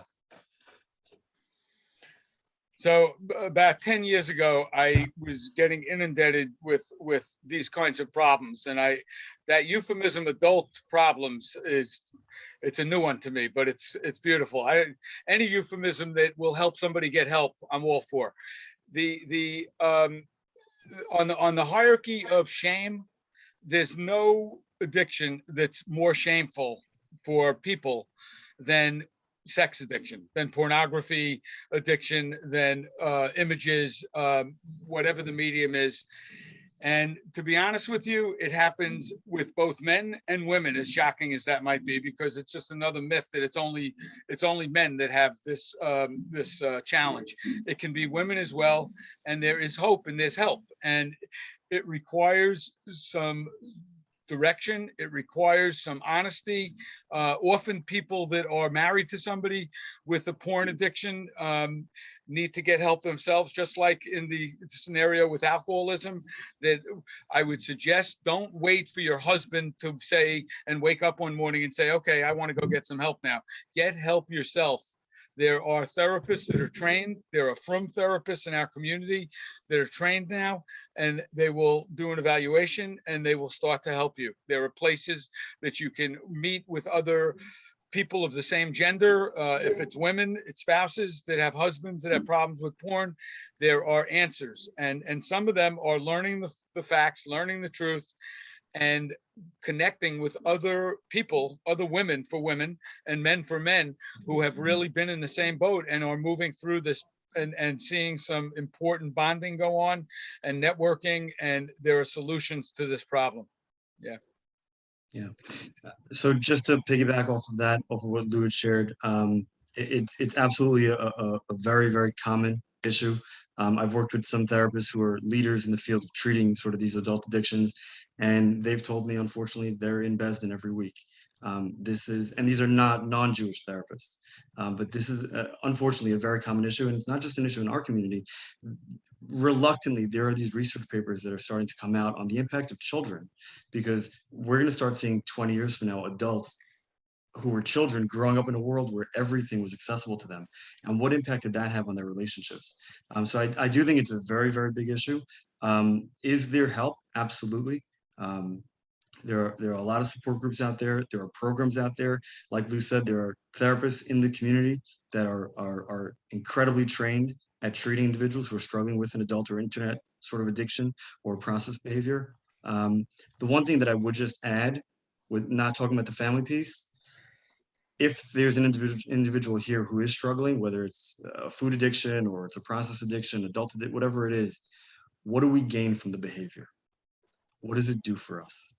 I think it's an incredibly important question, because it's not about the behavior.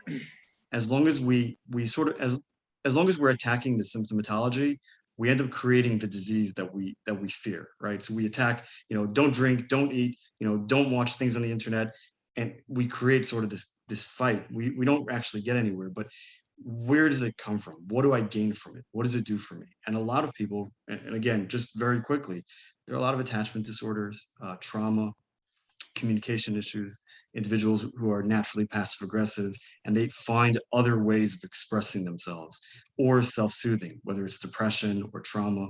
And I think those are really sort of the issues that we can address. But yeah, I think there's a lot of awareness out there, even though we don't always talk about it, but there's also a lot of help.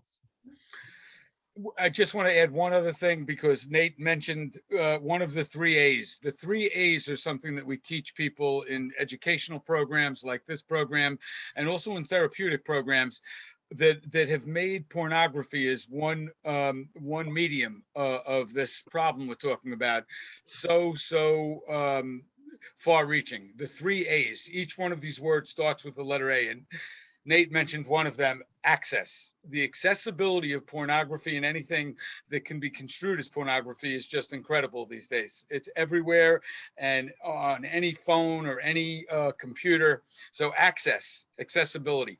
The other 2 are anonymity. You can do this kind of behavior without anybody knowing. You can go into a bathroom with a phone, you can hide in a closet with a computer, and you can watch all day long if you can set up your lifestyle that way. So there's an anonymity. Nobody will know. Nobody knows. People are shocked when they hear that somebody's been watching porn for years and years. And the other one is affordability. It doesn't cost any money. You can pay money. Everybody knows that, but the reality is you don't have to. You can watch for free. Filters have been very helpful as part of a treatment plan, but not as a sole means of fixing the problem. Filters can be undermined. People can get around them. So see a professional. Go to talk to somebody. If you're the family member of somebody with a porn problem, it's not something that you can fix by yourself. You need help doing that. Okay, amazing. Let's go. We have another live question. Try to get one more live in and one more regular, and then we're gonna go to closing. It's late. We barely touched where we needed to go tonight, by the way. Amir?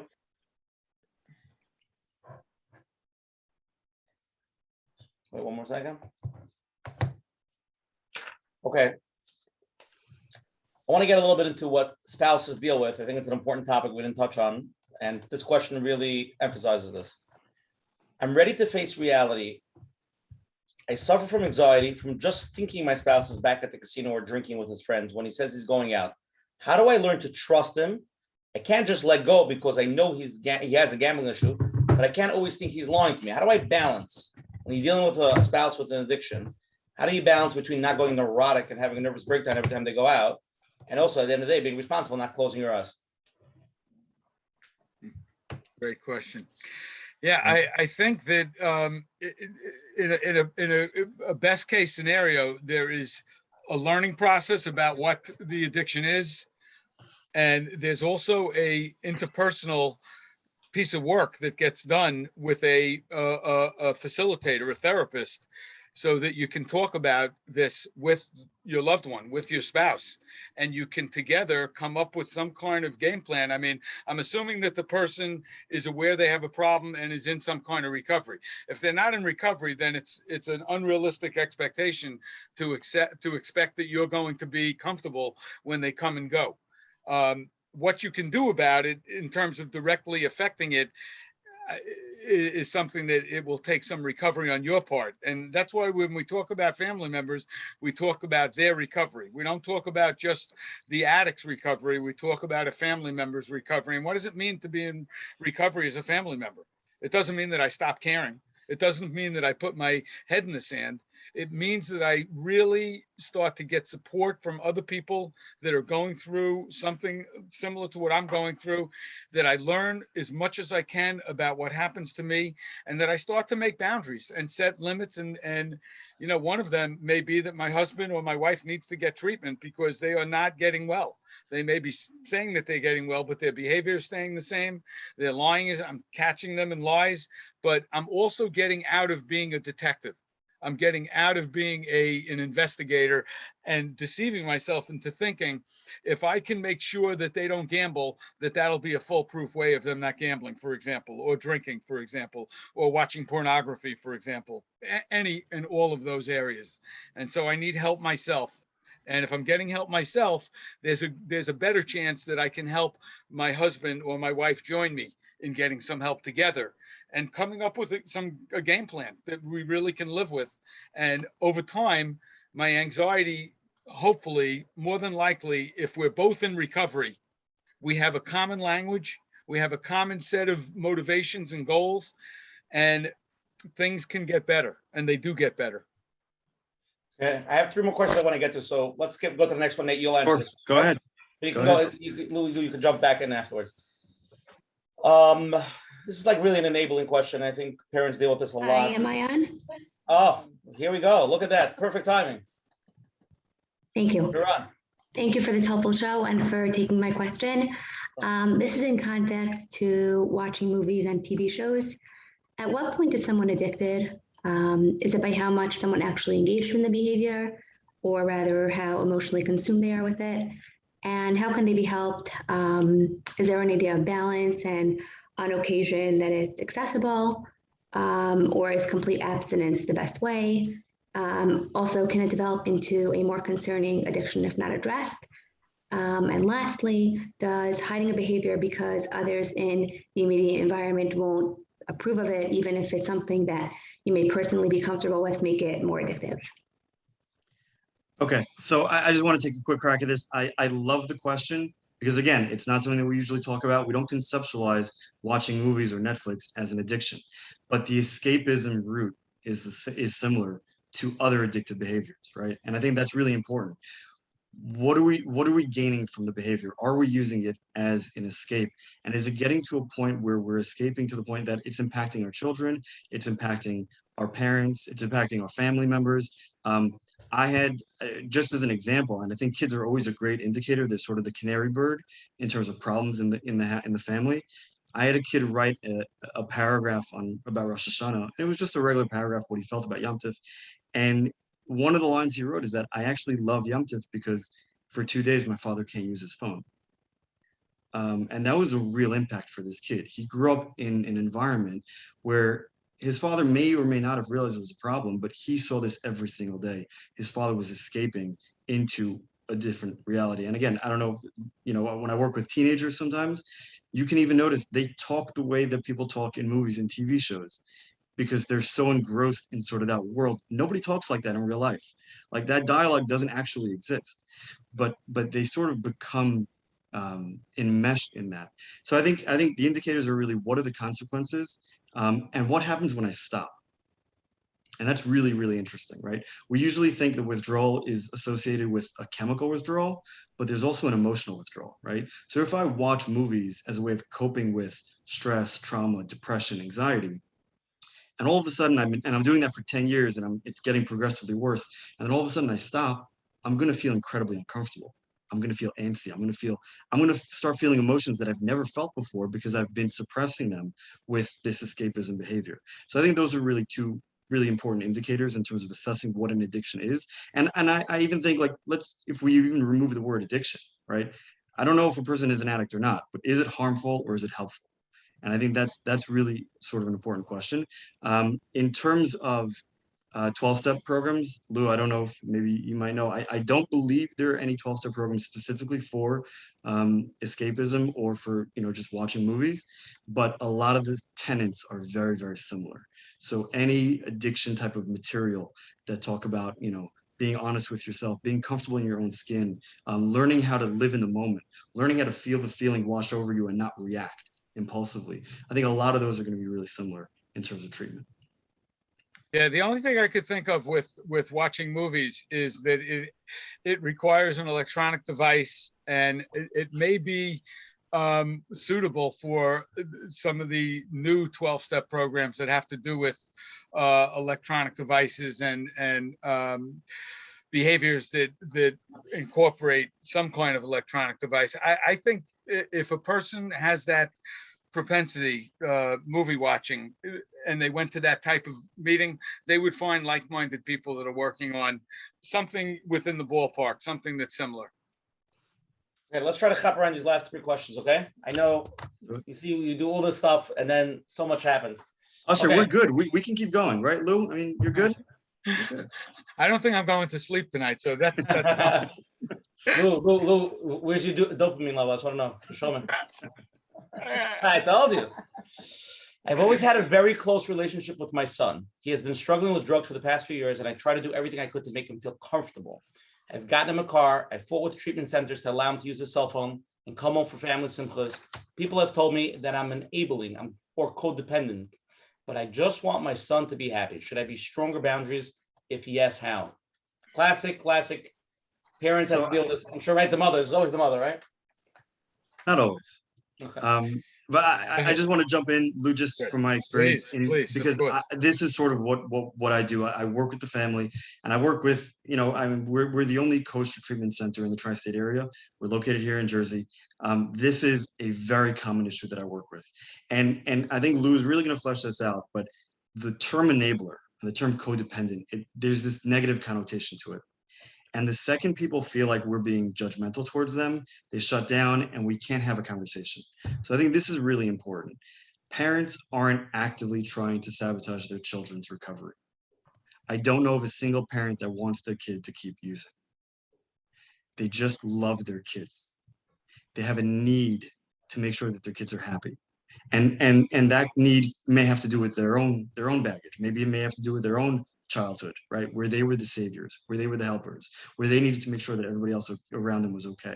But I think it's important not to vilify parents who want to help. They genuinely want to help. I think it's important to speak to compassionate professionals who are able to guide parents into really helping their children long term.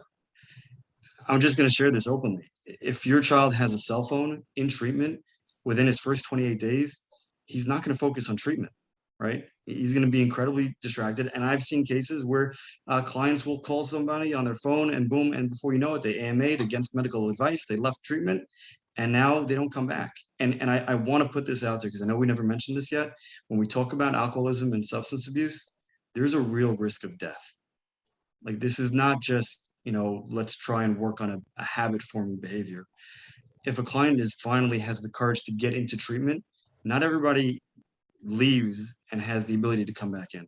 So I think it's really important to understand our own experience, where the need to save is coming from, but also to work with compassionate professionals to find sort of the ultimate success, the ultimate help for kids. Lou, you wanted to? Yeah, I echo what you said, and I think it's on target.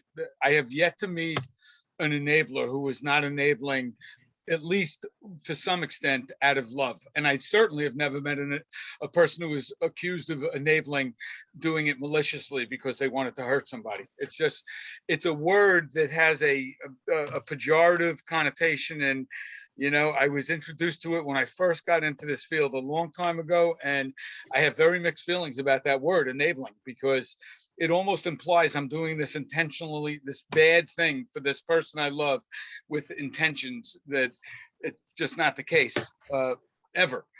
I think that what can be difficult in the example that we just heard is saying no, is learning that kindness can really kill, that that saying yes and giving and giving and giving without any relationship related to somebody earning something, without hearing the truth, which is what sometimes parents need to, with the help of professionals and the help of other recovering parents, need to get involved in learning how to do that. It's really a skill that's developed. I don't know that parents are born with this intuitive skill to be able to sometimes do tough love, but to do it in a way where it's really still love, that it hasn't been abandoned into some kind of punitive behavior. And it may not be received that way by an adolescent or an adult who is in the throes of addiction. So if you're learning how to do this and you're willing to embark on it, or you're already doing it, it's easy to say, but you can't expect a newcomer who is in the beginning of dealing with their addiction to say, I really appreciate you confronting me, or I really appreciate you not buying me a car. It usually won't happen that somebody will be that receptive until there is some beginning of recovery and there's some investment and there's some accountability. That's why we call this a disease, that it's something that people do not set out to create. An alcoholic doesn't wake up one day and say, okay, I think I'm going to become an alcoholic. It happens to a person if they have the right ingredients and the right susceptibility. And what is so important to hear, particularly for family members, is that there is responsibility and accountability when you're an alcoholic. There is responsibility to get well. Now, that may take a little bit of time. It may not be such an immediate reaction for an alcoholic. He may need to suffer some consequences, and he also may need to hear from other people that this is not acceptable. What you're doing is not okay. We can't really be part of it any longer. But he's responsible and accountable. And then he may start to understand some of the limits that are being set, some of the guidelines and the boundaries that are being set, and he may join. And that's what happens with families that get healthy and get into recovery together. If one faction gets into recovery and the other faction stays unhealthy, there's going to be problem. Okay, let's jump on this live question. I think it's a little topic we forgot about. Go. Hi. Hi. Okay. I have a sibling who's been a drug addict for a lot of my teenage years. I lived away from home for a little while, but I'm back and facing reality. So, I've been overlooked and just trying to keep everyone stable. Like I'm the listener and the helper and one who's living that perfect life. But like it started affecting me a lot more since I came home, and I'm not really coping the same way anymore. So things are falling apart for me. Like I'm kind of even jealous of the sibling who is getting the help and attention he needs. But aside from my personal question, in general, could we address the stigma and the trauma of the sibling of that? Sure. You wanna go ahead. Yeah, I think that you're so real. I mean, I can feel what you're saying. It's very, very challenging. And especially if you feel alone, that I'm the healthy one, but I'm the odd person out. And there's not a lot of support surrounding you. What I would say generally, and whatever, applies in your specific case, please, take heed.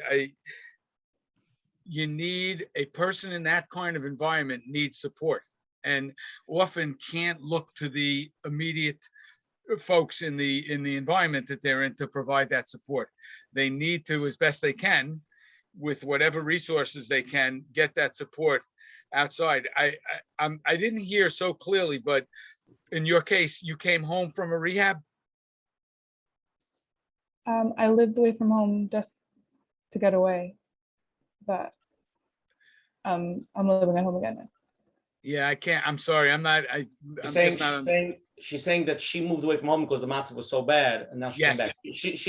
She's not a drug addict. She's good. Yes, yeah, I got you. You're a family member and you removed yourself because it was just so toxic to be in the environment, and you came back to the environment. I would, I mean, it's a quick fix. It sounds like a quick fix, but are you getting some support from outside this family that you can continue to work with?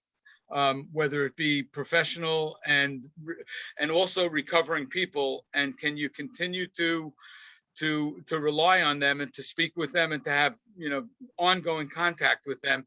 And is it really healthy for you to be back in that family environment? And do you have any alternatives to that? Those are just questions I would have.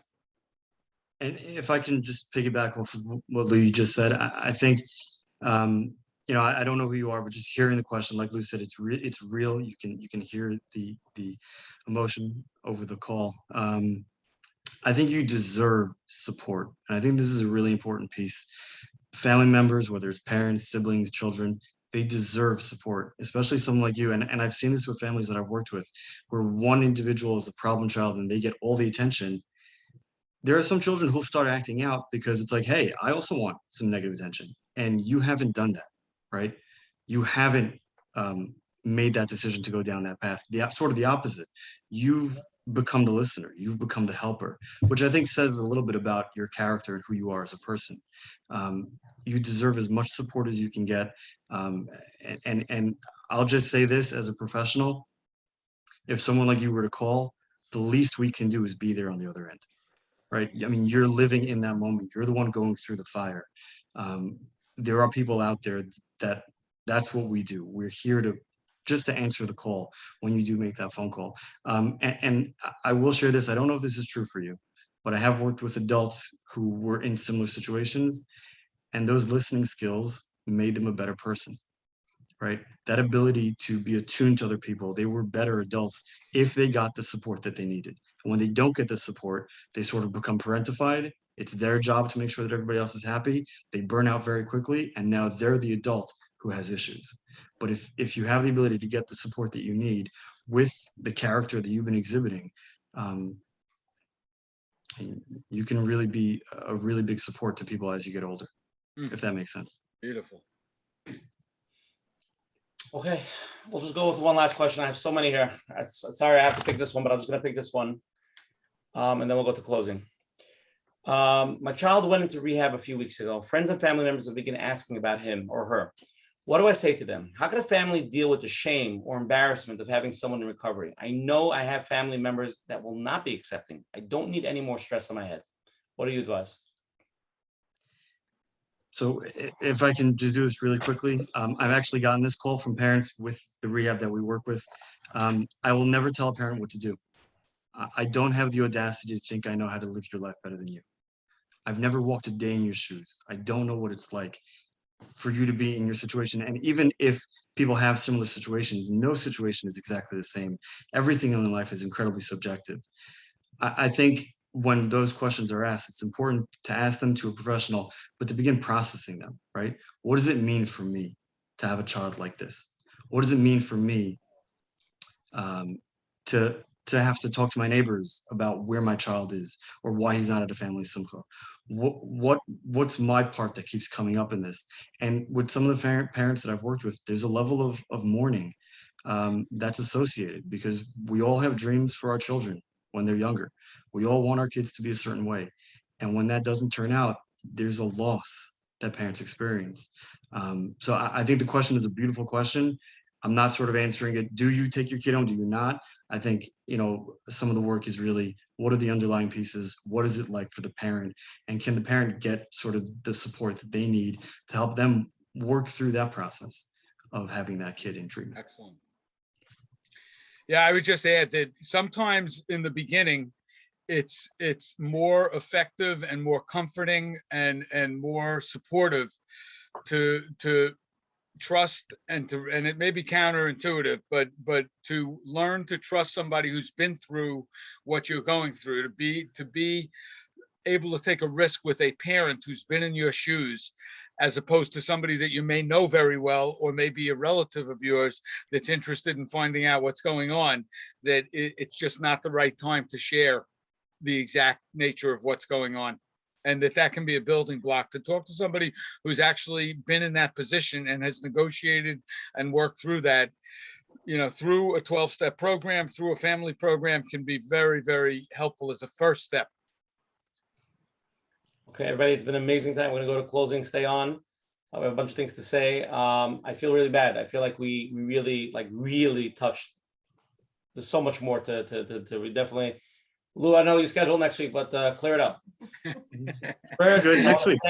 I want to thank Lou Abrams and Nate Nagelblatt for coming on tonight and giving tremendous chizik, advice, guidance. I know everything is general, but it was very eye-opening. I got a tremendous amount of texts, and we'll get to that in a minute. Nate, if you could just give a little bit of contact information if people are texting me, and Lou, I don't know if you want, they could send me the email, forward, whatever you guys want. Nate, go first. Sure. I want to know how to connect with you on what you do. Just give a little short. Are we okay? So I mean, I'm fine sharing my cell phone. I mean, that's really the best way to get through to me. Text, WhatsApp, 347-414-4228. For the email, I mean, it's a little bit long. Nagelblatt is a long name. I apologize. So you'll text Usher or just email Usher, and he'll send out an email. But this is what we're here for. This is what we do. We're here to answer the call when someone finally has the courage, whether it's a family member, whether it's the individual themselves, and they're ready to make that change. They're ready to admit publicly that things aren't okay and that they want to get better. I'm just going to say this in closing. I love working with addicts. Oh, we're not up to closing, so we'll come back to that in a second. But just for contact information and for the support, I know we talked a lot about family support. Recovery at the Crossroads, like I said before, we are located in Jersey, and we are opening a family support group that's free for family members. That's going to be starting in November. So if anybody's interested, please feel free to reach out. And that's pretty much it. Okay, if somebody wants to reach out to Recovery at Crossroads for a consultation, what should they do? Reach out to me, Nate at racnj.com. NATE at RAC, recovery at crossroad, NJ.com, and that'll be the free consult. What's your cell phone number again? 347-414-4228. Best is text. If I don't pick up, just leave a message. Okay, Lou, I don't know if you want to share anything. Not closing, just contact or this. Or if you want me to, I can get the emails and I can forward it to you, whatever you want. You can certainly give out my email. So give it out. My voicemail says I'm not taking on any new patients, but I'll help you find somebody. So I will say that to the folks far and wide. If you need help getting to the right person, I'll do my best to make that happen. Okay. Amazing. Okay, so again, anybody who's here for the first time, every Sunday night, 10 p.m., we do a share. Next week is going to be amazing. Next week we have Rabbi Yossi Zakatinsky, who I think is Nate's cousin. Believe it or not, his cousin. We do it in order. From the 5 towns, he's really. I was having to have been in Bayswater for Shabbos, and I spoke to some of his chevra. He's like next level. They're going to be discussing who we are, what are we doing here, and the need and relevance of deeper sides of Torah in our lives. And just join. It's relevant to everybody. Anybody who has a pulse should be there. It should be powerful and amazing. Everything tonight's recorded will be Menachem on menachembernfeld.com, his website. Anybody has any questions, please email us at coachmenachem@gmail.com. Tonight's share number 76, and it should be it's recorded. If anybody wants to call, tomorrow will be on our phone number at 848-777-GROW, 848-777-GROW. And again, I want to thank all our advertising sponsors, the Liquid Scoop, Rabbi Yaniv Chazak. A special thank you to Chayla Kaufman and Shmuel Son from JCM for promoting us on all the digital platforms. Let's go to closing. Nate, you go first. All right. So just in closing, I'll be brief, but the fact that there are over 300 people on this call right now after 12 is why I do this. People sort of ask me, like, the addiction field is really hard because like we said before, like people don't always survive. There is a level of overdose. People do pass away, and there's an incredibly high rate of relapse. But the thing that gives me as a professional courage is the fact that there are so many people that are interested in getting better, whether it's for themselves, whether it's for their family members. I was going to say this earlier, but I think we'll really wrap with this. I love working with addicts. Addicts are some of the most beautiful people that I know. They're the very few, I call them the top 1% of society. They're the people who get to say, this isn't working for me. It's incredibly maladaptive. It's hurting the people around me. And I'm willing to walk into a group, or I'm willing to walk into a therapy office every single day or every other, whatever it is, how many times a week. And I'm willing to say, I don't know how to do this. I need help. And how many people do we know of that are non-addicts who are able to do that, who have that bravery, who can say, hey, this isn't working for me, and I just need help. I need support. And I'm willing to be honest. I'm willing to be responsible for my side of the street. So the fact that we have so many people on here tonight, people were asking questions openly, it's incredibly courageous. And I appreciate it. I personally appreciate it. Again, it sort of helps deal with some of the harder parts of this field. So thank you everybody for being on, and I appreciate it. Thank you, Nate. Lou, before you go, two things. Number one, what do you say to so many people coming on a Sunday night to spend, to get better, to get physical? That's A. And B, you think if Rabbi AJ Twersky was alive, you think he would have enough in such a program? And then go to closing. Yeah, Rabbi Twersky would have loved this. He would have loved to have participated in it. And you know what? I think he's here. He started a lot of this and he's continuing it, and he's looking down and he's smiling, and he has a great smile. So I'm very happy. Thank you guys for allowing me to participate. When I was thinking about closing, I thought about the end of we did cycles of lectures at the rehab, all the rehabs that I've operated. And the one that I was in the lecture schedule to do every 4 weeks or so was called the spirituality lecture, because spirituality for recovering people, whether they're Jewish or not Jewish, and whether they're from or they're not from, spirituality is often a very perplexing, lot of ambivalence with spirituality and religion, and what does it all mean in terms of recovery. And the 12 steps have some 12 steps talk about Hashem directly in a bunch of steps.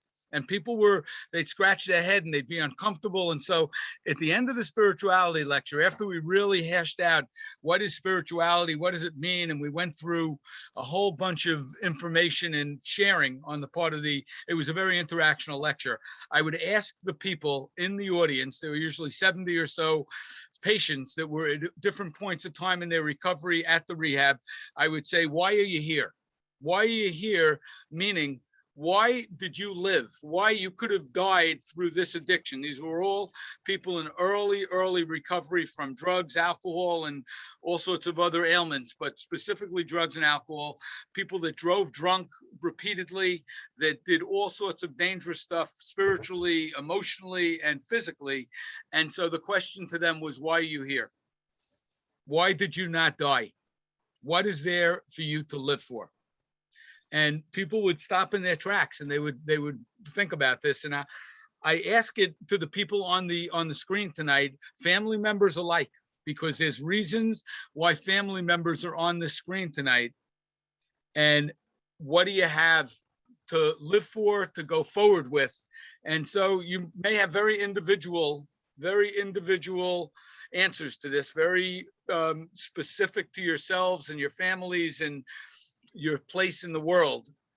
But one thing that we all have in common, and that to a person, everybody in this rehab, whenever it was that I was giving this lecture, would say is, I need to stay sober.